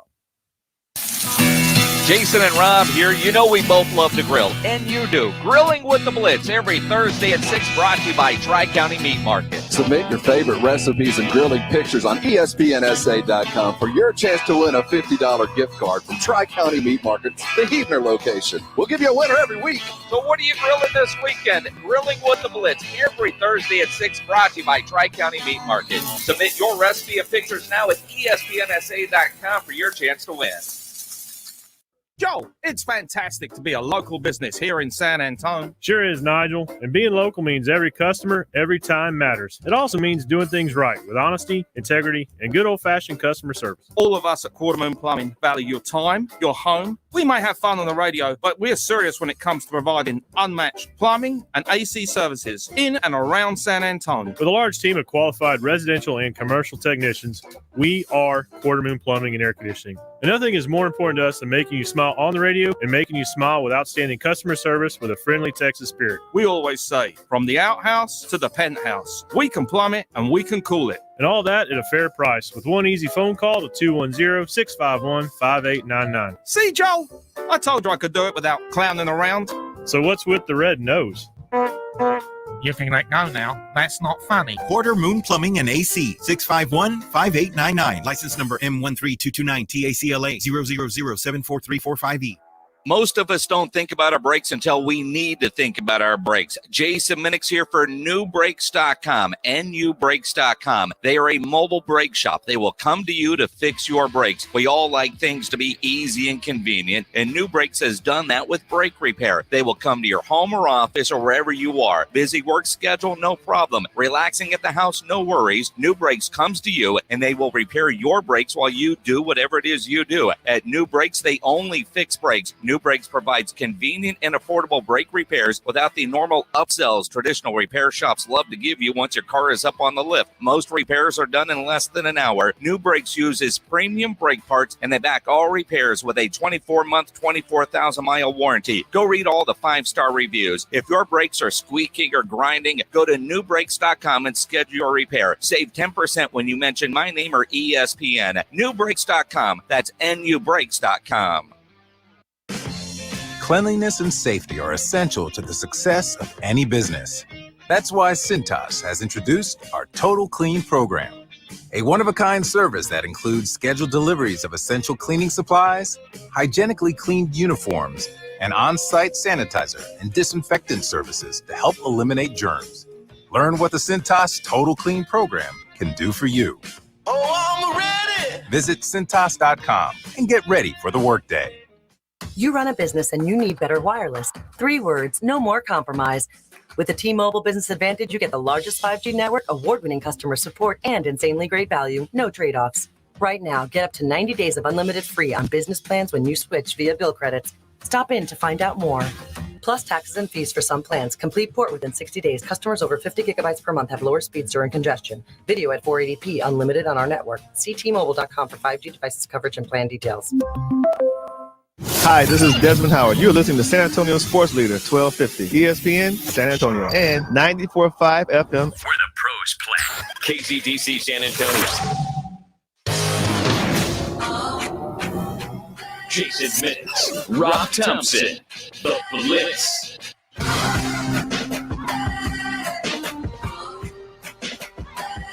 It is the Blitz. They're on 1250 ESPN San Antonio, 94.5 FM. On the go at ESPNSA.com. Don't mind them brake lights will get you all the way home. If it's as windy as it was earlier, has the wind slowed down any? I don't think so. I let my dogs out earlier. It's cold again. Yeah, holy smokes. That wind, I got to pay closer attention to my You've got 9 weather apps. You're telling me you didn't pay attention to them? Speaking of, the reason I have a bunch of weather apps is because, I used to, One will be right. a while there, I was driving riverboats down on the river. And boy, when you're out in the weather, you pay very close attention to it, especially when your livelihood's involved with it. So I downloaded a lot of them. I don't pay as much attention to them as I should.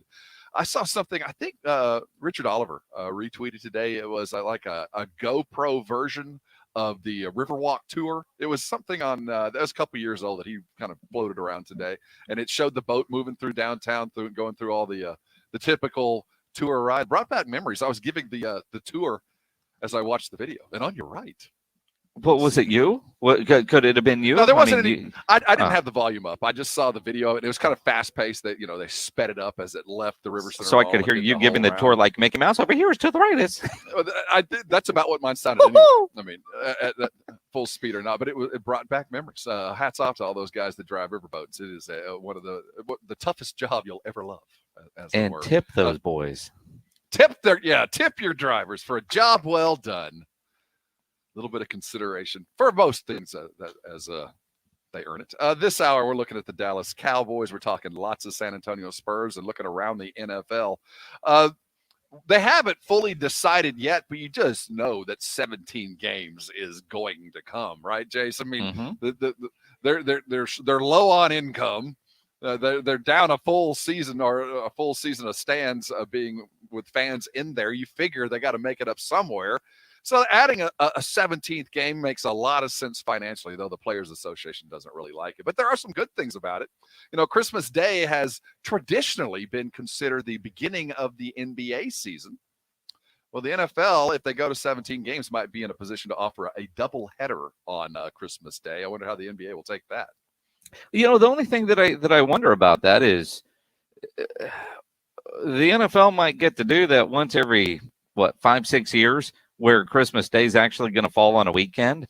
True. Yeah, you know what I mean? The Thursday, Friday, Saturday, Sunday, Christmas Day. I mean, certainly you're not going to end up with Tuesday or a Monday. Well, maybe a Monday, but not a Tuesday. We played on every Wednesday. day of the week last year. Yeah, that's true, man. Just make it happen. Although I'm sure the union would have something to say about it. We're going to add in a game and a shorter week. That ain't going to work. But it would be nice. I mean, I got to admit, there are some things about the TV calendar when it comes to sports on television during this COVID time frame that I kind of hope stick. Watching Incarnate Word play football on Saturday. I got to admit, if there were 40 other games that I could have chose from, I don't know how much of that Incarnate Word game I would have watched. And Incarnate Word's got a dangerous football team. They got a legit quarterback, a good defense, but I probably don't watch that game. Even the Sam Houston game on Saturday night at 6, and they got themselves a quarterback and Eric Schmidt, kid out of the Woodlands, who could just sling it through for over 500 yards against Southeastern Louisiana. Even when my daughter was going to Sam Houston State and I was much more interested, they were relegated to the iPad because bigger football was on my team. I kind of like having some of these schools on a Saturday in the spring. I mean, going back to the Alliance League, I mean, there's something about spring football that certainly works. I would like to see some of that. Having football on a Tuesday or Wednesday night that isn't necessarily the MACtion that you generally get. I'm down with that. I'll see it in a couple of weeks.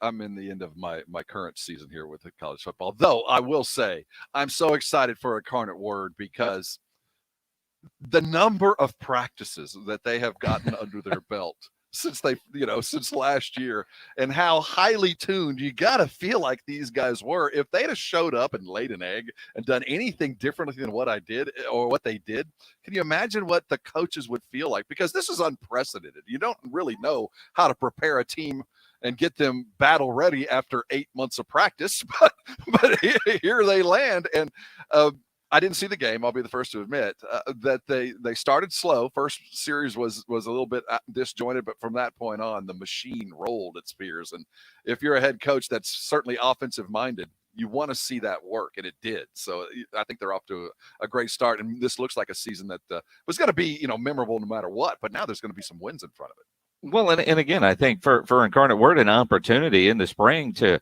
not be competing with UTSA, to not be competing with Texas or Texas A&M, for Eric Morris to put on display what he has and the number of San Antonio kids that he has on his roster. They certainly have to take advantage of it. But back to 17 games and some Christmas NFL games, I certainly see that happening. And again, you can get to the 17 regular season games because they're talking about eliminating a preseason game or two, which, the union's going to fight for some more money for these guys because they don't necessarily get paid preseason. They get, their salary, you hear it, it's divided up by 16. They're talking about an extra bye week in there. We're either going to start earlier or have Super Bowl in the middle of February. And quite frankly, I don't know that there's a wrong answer for the NFL at this point. Just give us the games. And yes, more regular season games, the better. More playoff teams, more opportunities rather to get yourself into the postseason. I think players will bitch because it's money, but in reality, it's going to happen. The NFL needs it to happen. When you talk about the gazillions of dollars of the TV money that's coming to, and we heard Friday the leaked report from the Sports Business Journal about the deal with Disney, and then I was reading over the weekend that it looks like AT&T might dump DirecTV, and this is the final year coming in of having the Red Zone and the Sunday ticket. Could that actually end up on, while a lot of people think it's Prime, could ESPN try to leverage to get Sunday ticket basically on ESPN Plus? They already have the platforms built. They can already make it work. So there's a lot of things coming down the pike that are a lot of money, and that extra game is going to go a long ways of the NFL getting that extra money. What was the deal per year? Well over $1 billion, nearly $3 billion. Is that what they're paying to carry the NFL? Yeah, I have a feeling they're going to try to leverage every bit of that to recoup what they're paying. And the fact of the matter is, they wouldn't do it without knowing they would, because in these negotiations, we knew that the state of the sports world and viewership is kind of modulating on how you watch. And the digital platforms that Disney has already put together with ESPN, they're primed to kind of take this over. I wouldn't be surprised at all to see them land the ticket or the Red Zone or both as those negotiations continue. Now, J.J. Watt lands with the Arizona Cardinals. Certainly the NFC West looks remarkably strong, and it looks like the NFC is loading up on quarterbacks across the board. The idea of the Dallas Cowboys landing a Russell Wilson seemed crazy 3 weeks ago, not so crazy 2 weeks ago, and possible on Friday, as Russell said that, hey, you don't have to trade me, but if you were, here's the 4 teams. Cowboys heard that and told Jane Slater that it was laughable.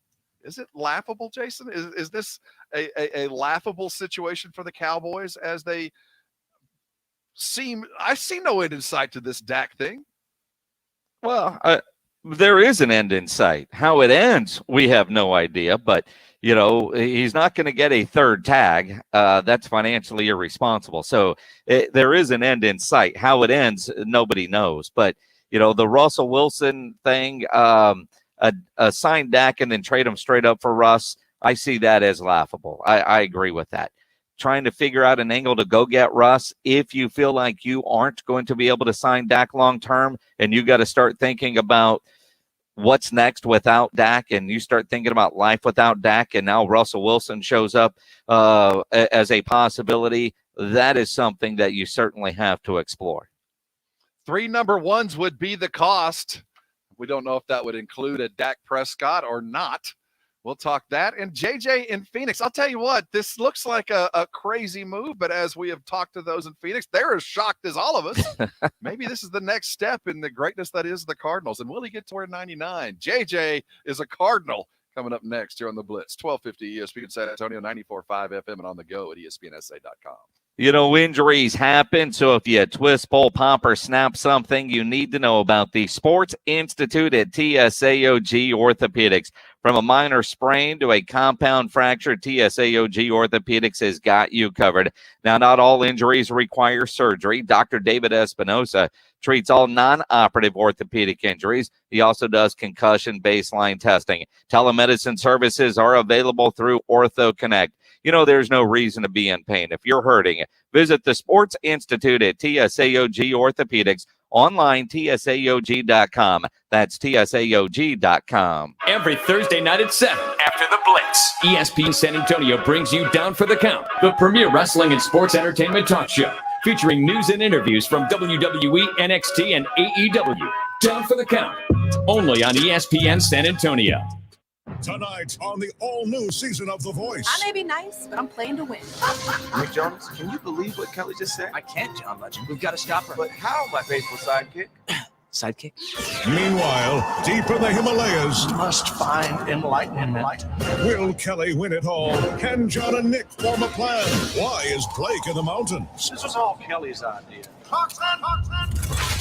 Uh-oh. Find out on the all-new season of The Voice tonight on NBC. Have you wanted to speak a new language, but thought it would be too difficult? Then try Babbel. Babbel starts by teaching you words and phrases that gradually get more complex. Soon, you're practicing short conversations. So in 15 minutes a day, you'll be speaking a new language in a few weeks. Babbel is built around real life. It teaches you practical conversations that you will actually use. Babbel, language for life. Celebrating 10 million subscriptions sold. Now try Babbel for free. Just text TRY to 64,000 to start learning a new language today. That's TRY to 64,000. If I'm not commuting anymore, where do I really want to live? While you handle life's questions, Merrill Guided Investing helps you manage your portfolio and invest for your next move with the option to work with an advisor at a low cost and minimum. Merrill, a Bank of America company. Visit merrilledge.com/investing goals to get started today. Investing involves risk. Merrill Lynch, Pierce, Fenner & Smith Incorporated, both a registered broker-dealer and investment advisor, member SIPC. Investment products are not FDIC insured or not bank guaranteed and may lose value. Jason Minix here from ESPN San Antonio for my friends at Alamo Water Softeners. Following the winter storm and freeze, lots of people have asked, is the water safe to drink? And if you have a water softener, do you need a water filter? Alamo Water Softeners recommends both. Call today for a free water analysis. Alamo Water Softeners will come test your water for free and give you an estimate. Discover the Alamo Water Softeners difference. Go to alamowatersofteners.com. That's alamowatersofteners.com. Nobody plans on getting arrested, but it happens. Get out of jail fast by calling my good friend Albert and his great staff at AA Best Bail Bonds, 210-225-2121. You don't have to call attorneys or anybody else. Don't be forced into a PR bond. If the jail offers you a PR bond, make sure you understand the conditions before accepting it. Call AA Best Bail Bonds. Nobody beats their price. They have payment plans and are open 24/7. Call AA Best Bail Bonds, 210-225-2121 or mybestbailbonds.com. License number 149. If I'm not commuting anymore, where do I really want to live? While you handle life's questions, Merrill Guided Investing helps you manage your portfolio and invest for your next move with the option to work with an advisor at a low cost and minimum. Merrill, a Bank of America company. Visit merrilledge.com/investing goals to get started today. Investing involves risk. Merrill Lynch, Pierce, Fenner & Smith Incorporated, both a registered broker-dealer and investment advisor, member SIPC. Investment products are not FDIC insured or not bank guaranteed and may lose value. Liberty Mutual Insurance Company presents and Doug. Okay, class, let's bump it up tonight. Come on, Limu, keep pedaling. We got to build our endurance to let more people know that Liberty Mutual customizes your car insurance, so you only pay for what you need. Pick up the pace, bird legs. Hey, don't talk to Limu like that. I'm not, I'm talking to you. Liberty, liberty, liberty, liberty. Get a customized quote at libertymutual.com. Let's get wild. It is the Blitz. You're on ESPN San Antonio. You know, ESPN San Antonio, we partnered with Stevens Roofing to come together to help to drive to end hunger. The pandemic has really devastated so many folks, and we certainly know what the weather did to so many others. That combination has been absolutely awful. We want to help the San Antonio Food Bank set the table for 58,000 individuals this week. Join us and give what you can at ESPNSA.com. You can donate daily. You can donate what you got, but just help. That's what San Antonians do. We're going to talk Game Night San Antonio with Jeff McDonald here in about 15 minutes as Mellow Mushroom will help us get ready for the Brooklyn Nets tonight. I'm so excited about tonight's game. We'll get heavy into it with Jeff McDonald. But in the meantime, J.J. Watt has officially left the building. He signed with the Arizona Cardinals. The balance of power didn't shift. But it improved the Cardinals. But did it improve them to the point where they're now a contender? Weren't we led to believe that JJ just wanted a ring, man? Just give me a chance and let me go fight for one. But I might take a lesser chance for $23 million guaranteed. Is that what we take away from this? Well, I mean, you can't tell me you're going to a contender and sign with Arizona. But it's interesting. We talked to Dale Hellestray earlier. Former Cowboy Super Bowl champ, does radio there in Phoenix, and apparently, you know, his horses are telling him he had financially better offers from other places, and they must have sucked. I mean, they, you know, and I see $23 million guaranteed over 2 years, and you know, my dreams of him being a Dallas Cowboy gone because there's no way Jerry Jones would give him $23 million guaranteed over 2 years to line up opposite of DeMarcus Lawrence. But the Cardinals, I'm trying to look at them and go, well, what is JJ seeing on that roster that I'm not that makes them a contender?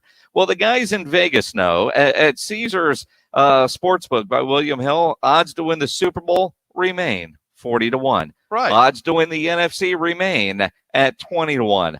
Odds to win the NFC West did move from 7-1 to 6-1, although that's still the longest odds of the 4 teams in the division. So, I mean, the addition of J.J. Watt in the eyes of Vegas is just going to sell a bunch of 99 jerseys. What's your opinion of J.J.? Is he any less in your eyes today? Would you have thought more of him if he'd have gone to Buffalo on a smaller deal or Green Bay? Or I don't care. Not that I feel like, again, I got to say, he signed with the Cardinals. Not that there's anything wrong with that, because there's not. But at the base of it, it feels like there kind of is. I was led to believe that the ring was the thing. Well, you know what it feels like? Because you tell me you want to go to a contender. It tells me, man, I'm really trying to watch what I'm eating, so I'm just going to get a double cheeseburger, fries, and make sure I get the Diet Coke. I mean, that's what it feels like. You know, you're chasing a ring my ass. You went, you're going to give me $23 million guaranteed, and I get the. Who would have offered more? Who do you think offered more that he said, no, I can't do that? The Cleveland. No, Cleveland? I think Cleveland's got a chance to win. Cleveland, I think, is more of a contender than the Cardinals. You know, Buffalo. Now, granted, you'd have to give me $100 million to go live in Buffalo, but ring or no ring, I ain't going. You got to pay me to go somewhere it's cold. You know, maybe it was the desert. Maybe he just wants to wear red again because, you know, the Wisconsin Badger days. But, you know, they're not a contender. And I still don't look at their roster and their offense and say, yep, they've got a chance in the NFC West. Now, I think it helps those that might think they could maybe get a Russell Wilson, because now the offensive line issues in Seattle are going to be even more talked about, because they do have a good defensive line and pass rusher when you look at Chandler Jones. And now you got Chandler Jones and J.J. Watt on that defensive line. You look at what the Rams do and what San Francisco's got on their defensive line. If you're Russ, you're on the phone with Pete Carroll saying, damn it, we got to help the offensive line. You got to get some offensive line or get me out of here. And that certainly did up the ante for the rest in the NFC West, because, yeah, certainly the pressure that they can provide and the offense that they have, I think they're going to be a fun team. I don't quite put them on where Buffalo was a year ago, where you kind of felt like they were getting close. Like, you know, the things are working out well. The quarterback draft worked. They're almost there. Then they go add themselves a Diggs. I don't think they're quite there, but I certainly feel like they're going to be a fun team to watch. I'm just not sure if they've risen in the oh my goodness, I've got to watch a Cardinal game at 3:00 over, you know, anything other than the Cowboys. I don't think it's there yet.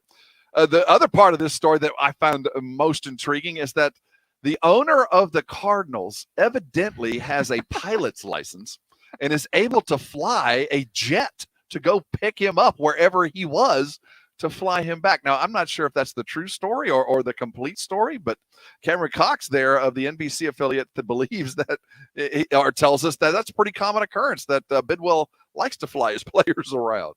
Well, and apparently, I mean, he's a pilot, has his pilot's license, has cool jets, because you're rich, you know, and, you know, when you run out of cars, you end up apparently buying planes and helicopters. And, you know, Cameron Cox told us stories about how he often shows up to practice flying his own helicopter. And so, yeah, hey, JJ, I'm going to pick you up, man. Be at the airport at 3 or whatever time that photo was taken, because you get the feeling there's a picture of JJ and Bidwell posing in front of the plane, and JJ talking about, man, this is cool. The owner just picked me up in his plane. And then there's a picture of JJ and his wife in the plane, and Bidwell's not in it. Looks like Bidwell's taking a picture. Ain't nobody else in there. I don't know who's doing the drink service on that plane. But yeah, I don't know what the liabilities are of him doing that, but I you know, there's lots of people out there with pilot's licenses, and you know, if you have a pilot's license, you fly. That's what you do.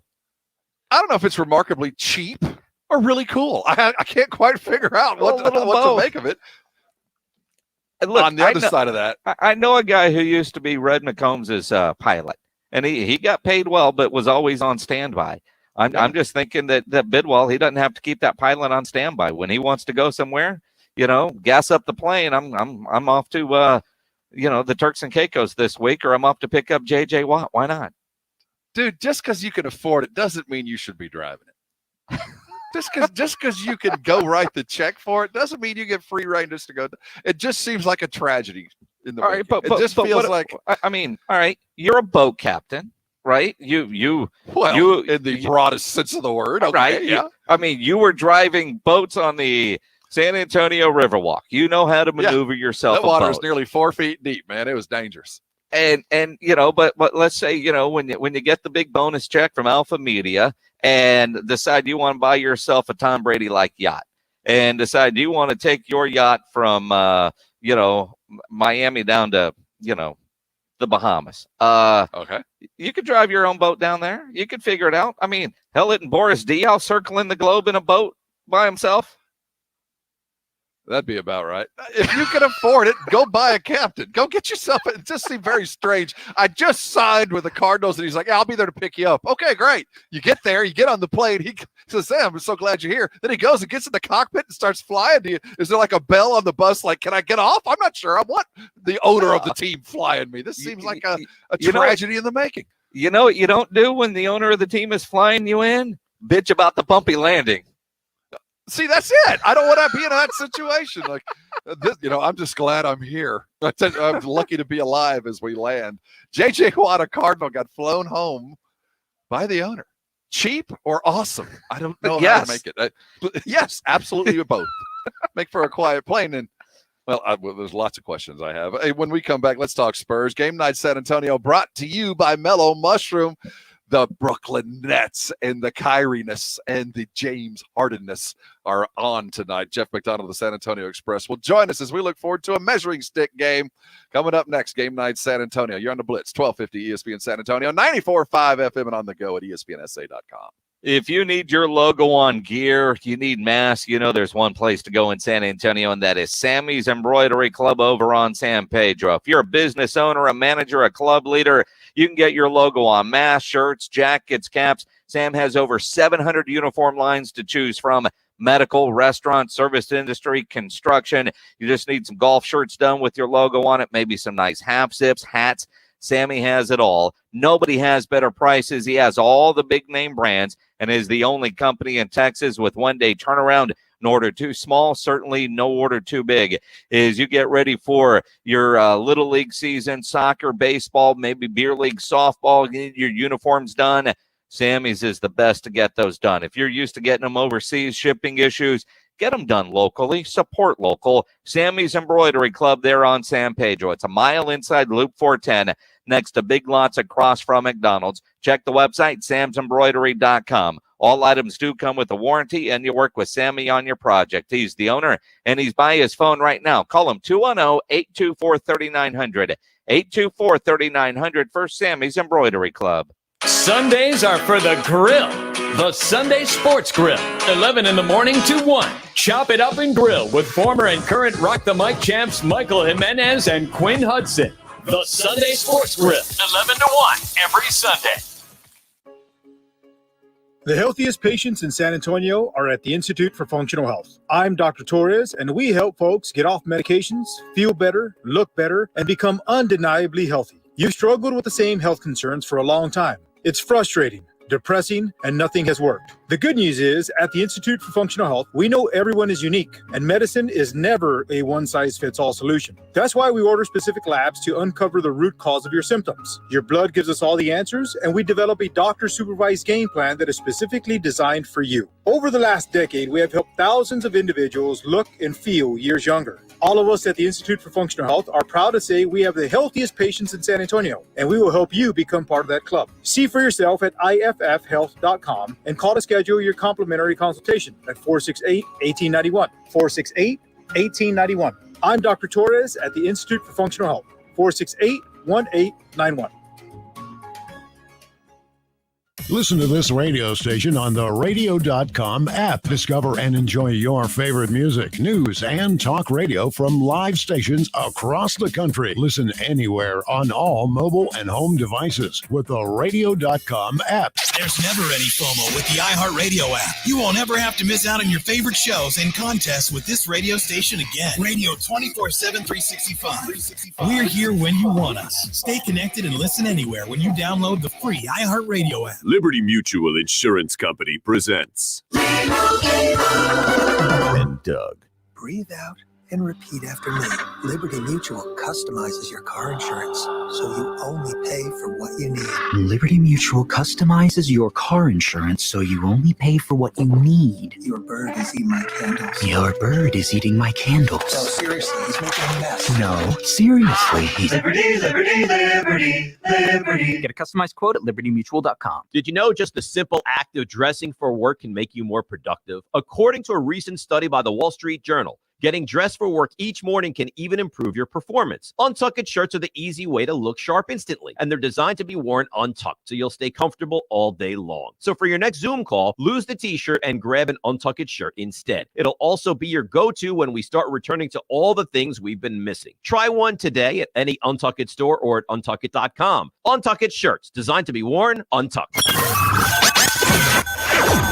Game Night San Antonio, brought to you by the Mellow Mushroom. This is Manu Ginobili. This is Matt Bonner, a.k.a. the Red Rocket, a.k.a. the Red Mamba, a.k.a. the Sandwich Hunter. Hi, this is DeJounte Murray. It's Game Night San Antonio. Game Night San Antonio, brought to you by the Mellow Mushroom.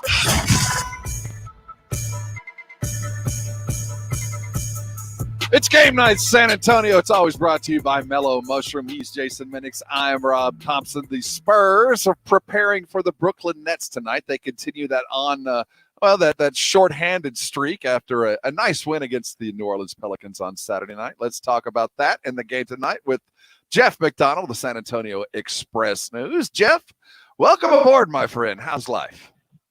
Life is grand. Life is just spectacular. That's I expect fantastic. nothing less. What a great answer, Jeff. You know, before we get into tonight's game and everything, it's been a while since you've been on with us. What's your assessment of the Spurs to this point overall? Clearly, they've had a better season to this point than probably anyone would have guessed. Right? I mean, there were a lot of people around the league when the season started that thought you're looking at one of the worst teams in the Western Conference on paper. It's a team that's going to be in the throes of this rebuilding project, and it's going to bottom out.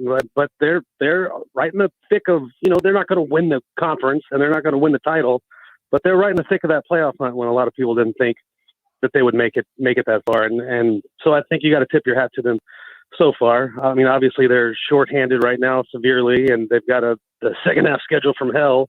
But to this point, I think they've exceeded expectations for sure. He's Jeff McDonald, the San Antonio Express News, joining us here on Game Night San Antonio. This is kind of I don't know how to ask the question other than, does it feel like the coaching staff and the team are having fun?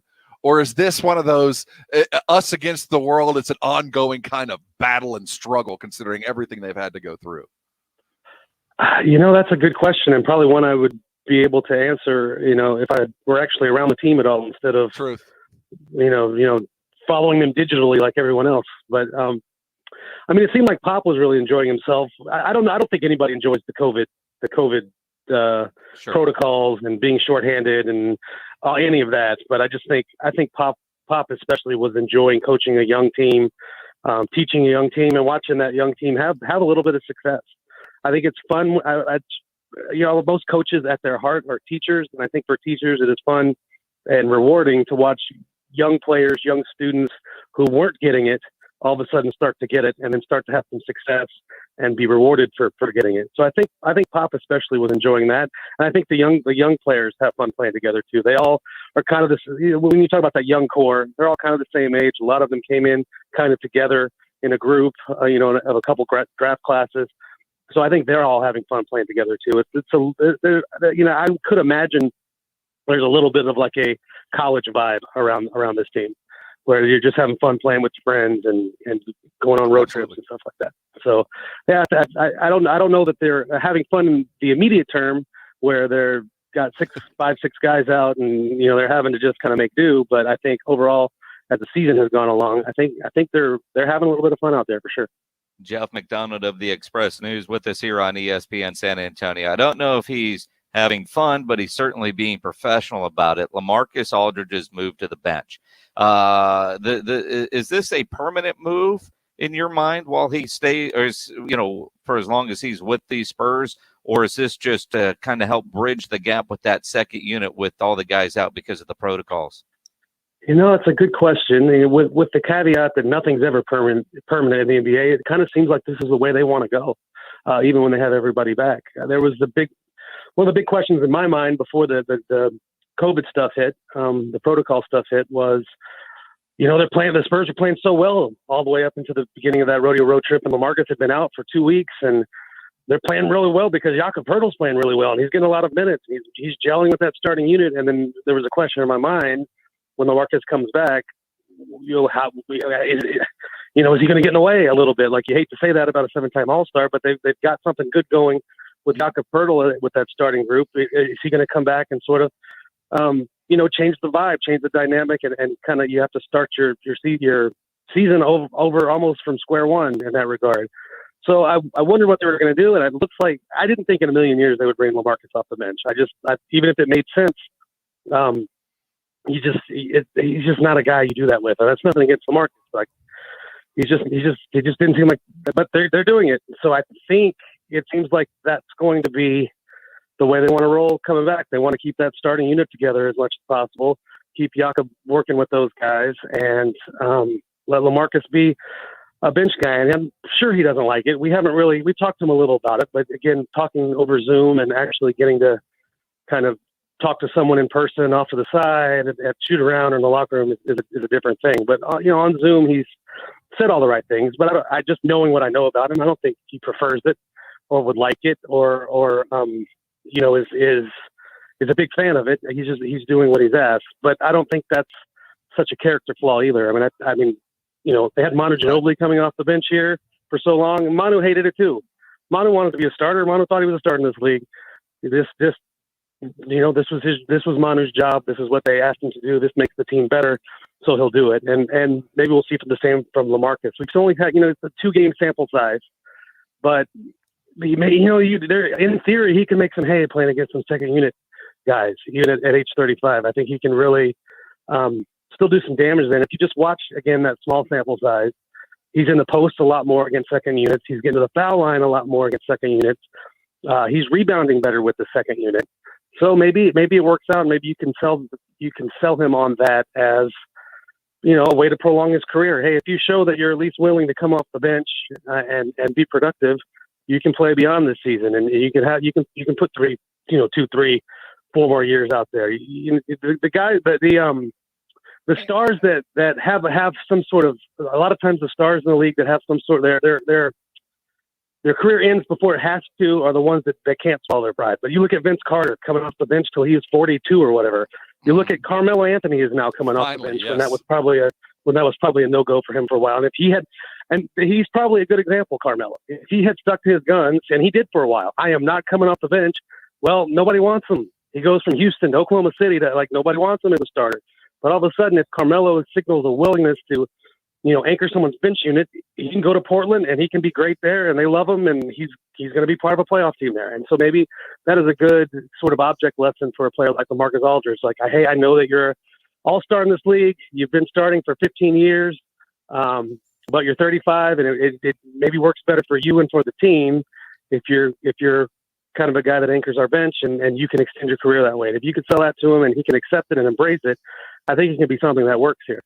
And watching him come off the bench in San Antonio, if he were to get traded to a contender this year at the deadline, he would be coming off the bench on the team traded to the contender because they wouldn't need him in their starting unit. But to bolster their bench, he's got to show his ability to be able to do that. So I think what the Spurs are doing right now, if they're thinking about trading him to a contender, this would certainly help in making that trade happen. Yeah, and I think there's also, and again, I don't mean this in a bad way, but one thing that would sort of prevent you from moving LaMarcus to the bench is if you were really interested in keeping him behind this year. beyond this year. Well, let's not upset LaMarcus. Let's not do anything that might sour the relationship. I think if you get to a point where, he's not really in our plans, maybe he is, maybe he isn't, then, and again, this sounds terrible, but then maybe you just care less how he feels. You move to the bench whether you like it or not. Yep. So in your best interest, it's in your best interest to make the most of it. So, so that you can find more work after this year. So I think it'll work out for both of them. It's just a matter of LaMarcus embracing it. And for 2 games, he said and done all the right things. Jeff McDonald, the San Antonio Express News, right here on Game Night San Antonio, brought to you by Mellow Mushroom. So, you move LaMarcus to the second unit, and obviously that added a lot of pepper to the scoring that unit offers, and that's something that Pop has always thrived on, that second wave of offense. But to stay on that second unit, doesn't Trey Lyles and Jakob and when Eubanks, when he gets in, they have to provide a certain level of play to maintain this. And we saw that Trey Lyles performed pretty well against the Pelicans. Is it incumbent upon his play to keep LaMarcus on that bench? Or is it, if it continues to work where LaMarcus is getting 20 and 4 or 5 a night, it won't matter? Well, Lyles is going to be an interesting case when they do have everyone back, because when they had all their guns, he was just out of the rotation. He wasn't playing at all. Right. So at this point, Trey Lyles is just a placeholder in that starting lineup. And when Derek White comes back, he'll enter the starting lineup. Keldon Johnson will re-enter the starting lineup, and Lyles will get squeezed to the bench again and maybe out of the rotation again. I mean, he's played well. Obviously, he's approached this period the way he should. Like, I'm going to give them a reason to play me more after all this passes. I'm going to, but you can't play everybody. So it's going to be interesting to see how they juggle all that stuff. But when they had all the players, everybody relatively healthy, the whole roster relatively healthy, Trey Lyles just wasn't playing much this year. And True. Now the other thing is, will they ever, is a team ever really 100% healthy? Like, there's always somebody out, so he'll have his opportunities going forward. But I don't, and he's played well, but I don't know that he's part of their, their long-term plan. Yeah. He's a good tool to have on the bench and have in your toolkit for sure. Well, let's talk long-term plan. Lonnie Walker looked like he was headed toward that second unit. He never really messed with Patty. Do you see him going now, or is he going to hold on to that starting job? That's another guy that just sort of jumped back in the starting lineup because Derek White was out. It'll be interesting to see what they do. But I think there wasn't enough sample size with what they wanted to do in order to really make judgments. So I feel like once everybody gets through the health protocols, they have all those guys ready to go. I feel like they're going to want to give that starting lineup with Derek and DeJounte and DeMar and Keldon and Jakob Poeltl a little more run to see how it all unfolds and looks, and to see how the bench looks behind that with Patty and Lonnie and now LaMarcus coming off of it. So I'm kind of just guessing here, but I think that's what we'll see when everybody is healthy again, probably sometime after the All-Star break.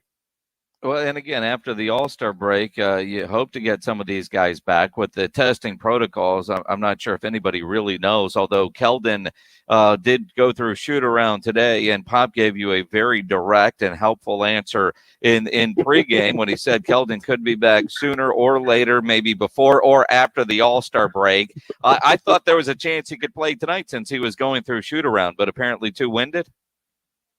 That always seemed quick to me, but he was listed as questionable going to shoot around today. I just think they're going to take their time with these guys coming off the protocols, because you just don't know how the virus really affects you even after it's out of your system. I've talked to coaches from like Scott Brooks in Washington who went through this for 2 weeks, and Taylor Jenkins in Memphis who went through this for 10 days. And Scott Brooks in particular told me that that was in mid-January. Here we are. I was talking to him in late February, but here we are almost March, and he feels like all the guys that he had that went through the protocols are still not 100%. They're still getting winded more quickly than they would have. They still don't have the energy, the juice that they'd always have. They don't bounce back as well after games, so back-to-backs are a problem. So I think they'll take their time with the Spurs will take their time with the guys in the protocols. But Keldon, again, I don't know the timing and all this. I don't know who got it when and who tested what when. Keldon seems to be on the first one they're going to get back, and he seems to be closer than anybody else, just based on the fact that he was actually able to go through a shoot around this morning and was questionable for a little while instead of just flat out. So he might be a guy you see before the All-Star break, but they're not going to have everybody back till after the break. And the break kind of comes at a good time too. I mean, that's what 5 or 6 days of no games that you give players, chances to get that much closer to normal. Jeff McDonald of the San Antonio Express News right here on Game Night San Antonio. We heard from RC today that the Spurs are going to have fans in stands here very soon. I think a lot of us look at the Spurs for a barometer of safety, and I know that they're under the NBA's thumb, but we're excited to be there. Are you ready to go back and watch some games live? Yeah, sure. Nope. It's the same Zoom. It's the same Zoom for me. Absolutely true. Jeff McDonald. The food's better in my house, so. Wow. Those guys have had a long time to prepare a meal for us. I mean, there should be something It's the same one that's been ready since game one. They just put it in the freezer, man. They'll heat it up when it's time. But I know the Spurs are eager to get fans back in there. I mean, for a variety of reasons, just, you want to have fans at your games, but the Spurs, like a lot of teams, have taken a huge financial hit during all this, and anything they can do to sort of recoup some of that without just being totally irresponsible is probably something that they're going to look at. So, we'll see how it goes. We'll see how it goes. I think they're chasing fans to go over 500 as they sit at 8-8 at home. Maybe a few fans will swing the pendulum the right way. Jeff, it's always a pleasure catching up, man. Stay safe. We look forward to talking to you soon. All right. Thanks for having me, guys. Jeff McDonald of the San Antonio Express News, sitting comfortably ensconced on his couch, zooming into all the Spurs games. Coming back, we'll look at starting lineups and possibilities as the Spurs take on the Brooklyn Nets. This is a good game to see how good you are, minus several of your starters. We'll come back. Game Night San Antonio brought to you by Mellow Mushroom next. You're on 1250 ESPN San Antonio, 94.5 FM, and on the go at ESPNSA.com. Most of us don't think about our breaks until we need to think about our breaks. Jason Minnick's here for newbreaks.com, nubreaks.com. We all like things to be easy and convenient. New Breaks has done that with brake repair. They're a mobile brake shop. They will come to you to fix your brakes, your home, your office, wherever you are, without interrupting your life. And at New Breaks, they only fix brakes. They provide convenient and affordable brake repairs without the normal upsells you'll get at a traditional repair shop once your car is up on the lift. Most repairs are done in less than an hour. New Brakes uses premium brake parts, and they back all those repairs with a 24-month, 24,000-mile warranty. Go read all their 5-star reviews. If your brakes are bad or you think they're going bad, go to nubreaks.com. Schedule your repair. Save 10% when you mention my name or ESPN San Antonio. Newbreaks.com, nubreaks.com. Show us your meat. On the grill. Take a picture and upload it to ESPNSA.com, and you could win a $50 gift card from Tri-County Meat Market if you do. Grilling with the Blitz every Thursday. You can talk keto all you want, but if you don't have a team of great tasting snacks behind you, you're not going to win the diet marathon. Southern Recipe small batch pork rinds have these big, bold flavors that kick your taste buds into high gear. Korean kimchi barbecue, pasilla chili cheese, spicy dill, and more. Eat them right out of the bag or try them in your favorite recipes. You'll love this snack. Visit your local H-E-B and southernrecipesmallbatch.com to see the power of the rind. Guys, stop what you're doing. Give me a few seconds of your time and let me give you a piece of advice that will change your love life forever. Have you noticed you've been losing a little pep in your step? Has your lady friend asked you, is everything okay? Do you find yourself having trouble rising for the occasion? Do you stress out before that special moment and wonder, is it gonna work? Guys, I'm going to let you in on a big secret. You don't ever have to worry again. The Mojo Male Enhancement Formula has you covered. Mojo is the 100% guaranteed male enhancement formula that guarantees lasting success, if you know what I mean. The Mojo Male Enhancement Formula is safe, natural, and effective every single time, guaranteed. Mojo is available in a fast-acting spray and a quick-action capsule. Do yourself and her a favor and call Pure Line Nutrition in San Antonio today. They'll get you set up for success. Call 210-494-2210. That number again is 210-494-2210. Mojo Male Enhancement, only available at Pure Line Nutrition. You decided to upgrade your outdoor deck. So you ordered the essentials: a power washer, a set of patio chairs, and a shiny new grill. And you use your Bank of America Cash Rewards credit card, choosing to earn 3% cash back on online shopping and up to 5.25% as a preferred rewards member, which you put towards your most essential deck addition, a bird feeder. Apply for yours at bankofamerica.com/more rewarding. Copyright 2020 Bank of America Corporation. Today on Hey Culligan, hard water hurts appliances. Go for Glenn in Glenview. Yeah, hey Culligan, my appliances aren't that old and they're already on the fritz. Sounds like your hard water might be giving your water appliances a hard time, but there is hope in the form of a Culligan high-efficiency water softener that helps extend the life of dishwashers, washing machines, heating systems. Okay, hey Culligan. Yeah, Glenn? Yeah, hook me up. Glenn, one high-efficiency appliance-saving softener already on the way. Let us help you out with the free in-home water test with the local Culligan water expert at Culligan.com. Let me tell you why I love my Spurs, man. Game Night San Antonio, brought to you by the Mellow Mushroom. This is Matt Bonner. This is Manu Ginobili. Hi, this is DeJounte Murray. It's Game Night San Antonio. Game Night San Antonio, brought to you by the Mellow Mushroom. It's Game Night San Antonio. He's Jason Minix. I'm Rob Thompson. Game Night brought to you by the Mellow Mushroom. Go grab a big old pizza, sit down and watch a fine basketball game. Starting lineups, they're projected, but we have a pretty good idea who's going to be going at it tonight. The Spurs continue to go at it shorthanded. We expect to see DeJounte, Lonnie, DeMar, Trey, and Jakob get another start. The Nets, well, they're bringing in without Kevin Durant, so we'll see Bruce Brown, Kyrie Irving, James Harden, Joe Harris, and DeAndre Jordan. Certainly, athleticism at the big, DeAndre Jordan will be an issue tonight. Jakob's got his work cut out, but you wonder defensive assignments, Jason, as Kyrie and James Harden split that point guard duty, but more and more of the ball is in James Harden's hands as he continues to kind of take control of the offense and allow Kyrie to operate kind of individually. Well, one of the things with James Harden, normally you go back to his days with the Rockets, he's just going to be a volume scorer. But doesn't he lead the league in assists since joining the Nets organization? So, I mean, defensively, I mean, it's more of an issue because he can shoot it from anywhere across the line. But he's been dishing it so much down there. It's going to be a tough defensive night. And, you kind of hate to say going in and you're talking about a Spurs team, you almost do you focus more on just scoring? I mean, because they've had issues scoring. Is this one of those games where DeMar, go get yours? You see what DeMar did the other night. Because I don't know how you stop Brooklyn defensively with what the Spurs have. I just don't see them shutting down both of those guys on the defensive side. My concern is, are you going to be able to score enough to keep up with what the Nets offer?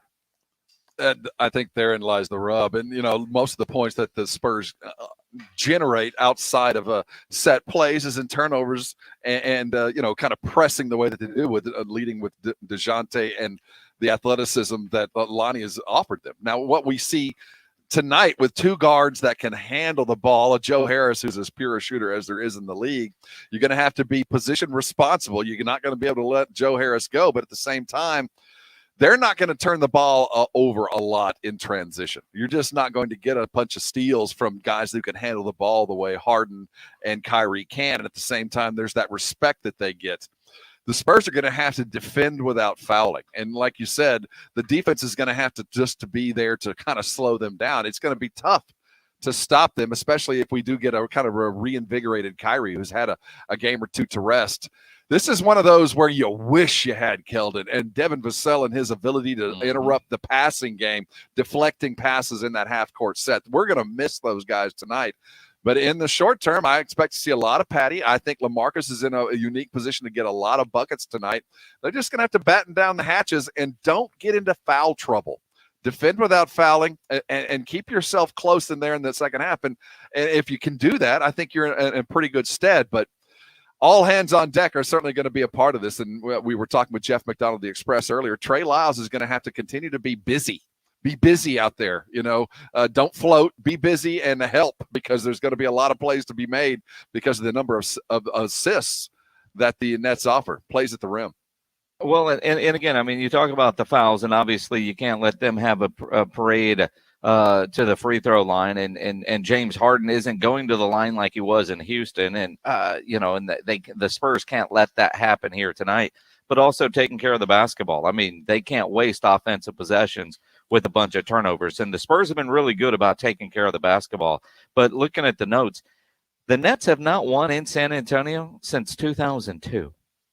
Now, I know they don't come very often, but seriously, since 2002. It's been Brooklyn. I mean, what have they had to offer to frighten anybody? They've been the worst franchise in basketball, it feels like, forever. So, yeah, I have a feeling we played them in the finals in 2003. Think about that. Yeah, and we swept them then. Yeah, and we ran them through then. The Nets do sit in second place in the East. They're at 22-13. They're 8-2 in their last 10. They're coming off a loss, but the fact of the matter is, we call this a measuring stick game. I think that one of the two is going to have a good game. My fear tonight is DeAndre Jordan. I'm not sure how we defend that pick and roll tonight. I see lots of fouls coming to that front line of the Spurs. If DeAndre goes out and gets 22 and 14 rebounds, there's not a chance. I think you can win with both Harden and Irving getting their 30, quite frankly, but you can't win if DeAndre or Harris, that third, shows up and offers a fair amount of points. So the defense is going to be on the off-ball stuff. I expect both Harden and Irving to go get their 30, and that'll be by design. Well, and again, I look at, this is one of those games. You mark it as a loss. I mean, this is the Nets. They're not full strength and no Kevin Durant. But at the same time, you look at this and you go, the way the Spurs have been playing, even though they are shorthanded in this game, as long as they're not too winded from, playing, Saturday night and then quick turnaround, but they better get used to it because that's what the second half schedule is going to be. This is one of those games where you kind of expect a loss, but things go right. They get a win, and now you put one in the column with a win you didn't expect to get to try to even out some of those bad losses that they had early on in the season, knowing that the reinforcements are right around the corner. But I do wonder, though, if tonight's game starts to get ugly, third quarter, it's starting to get ugly, Pop's benching everybody because you got the Knicks tomorrow night, and the Spurs haven't been good. The Spurs have yet to win on the second night of a back-to-back. But you got the Knicks tomorrow night, so you wonder how much that will factor into Pop and the amount of minutes that are going in tonight, especially if things just look out of hand early in that second half. You wonder if the Keldon not getting the call up tonight has a lot more to do with the Figababa than the Sekababa. Let's have a guy ready for the second of this, because a lot of guys are going to get a lot of minutes tonight. You just feel like the rotation is going to be quick. And if you've got a uniform on, you're probably going to get some minutes unless you're Diop. And I'll say, Keita Bates played pretty well the other night. I wouldn't be surprised to see every Spur get some minutes this evening as they take on the Brooklyn Nets.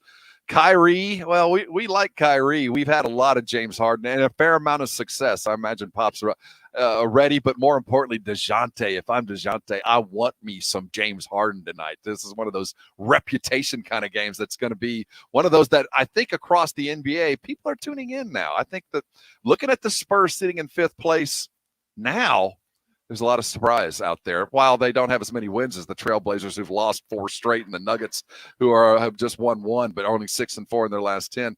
They're in the middle of it, and I think the expectation now is you just hold serve. You're going to be in the playoffs, or at the very least in the play-in tournament, no matter how tough this schedule is, especially if they continue to prove that they can win with guys sitting down. Well, they got to get healthy. The second half of the schedule, just the amount of games in the short amount of days. I mean, right now, yes, they look like a playoff team. I wouldn't have said that 6 weeks ago. But you can't deny how good basketball that they are playing right now. But that second half is going to be brutal. And again, looking at the way everybody else is playing this one outside of Utah, you say, yeah, the Spurs are right there. I mean, the Clippers have gone through it. The Lakers finally won a game to snap their losing streak. The only team in the West that really hasn't had issues yet this year are the Utah Jazz. And they look good. They're the best team in the West physically. Now, I'm not sure they're good enough with LeBron at his full strength. That Anthony Davis spends some time away. It'll get difficult as they go through the weeks. I just know this, as we've seen Anthony Davis step away, and we've seen the Lakers become mortal when LeBron, is trying as hard. Last night we saw what the Lakers can do, whether Anthony Davis is in or not. I think the Jazz are really, really good, but the difficulty of them getting out is going to be tough. We'll sum up what we see against Brooklyn tomorrow, and we got Tech basketball as well. Thanks for hanging with us tonight. What happens if the Cowboys don't get a deal done with Dak again? They did offer him well over $100 million of guaranteed money, and Dak Prescott turned it down. Maybe there's some demands in there that just are unreasonable. But at this point, Jerry, whatever they are, make it happen, because he doesn't want to start over. I can't imagine Jerry Jones at his age, who wants to win a Super Bowl bigger than life, unless he's able to work a sign and trade for Deshaun Watson. You're not finding a better quarterback in this draft than what you have in Dak Prescott. The Blitz, weekdays 4 to 7 on ESPN San Antonio. Jason Minix here from ESPN San Antonio for my friends at Alamo Water Softeners. Following the winter storm and freeze, lots of people have asked, is the water safe to drink? And if you have a water softener, do you need a water filter? Alamo Water Softeners recommends both. Call today for a free water analysis. Alamo Water Softeners will come test your water for free and give you an estimate. Discover the Alamo Water Softeners difference. Go to alamowatersofteners.com. That's alamowatersofteners.com. The U.S. supply of COVID-19 vaccine will be limited at first. Bexar County is following the recommendations made by the Texas Department of State Health Services. In Bexar County, 60% of our population falls within the first group. There will be more opportunities to receive the vaccine. We will keep you informed and ask for your patience in this process. It is important for everyone to continue to practice social distancing, wear a mask, and get vaccinated when it is their turn. Do it for you. Do it for your family. Do it for San Antonio. For more info, visit covid19.sanantonio.gov or call 311. Injuries happen. If you twist, pull, pop, or snap something, you need to know about the Sports Institute at TSAOG Orthopedics. From a minor sprain to a compound fracture, TSAOG has got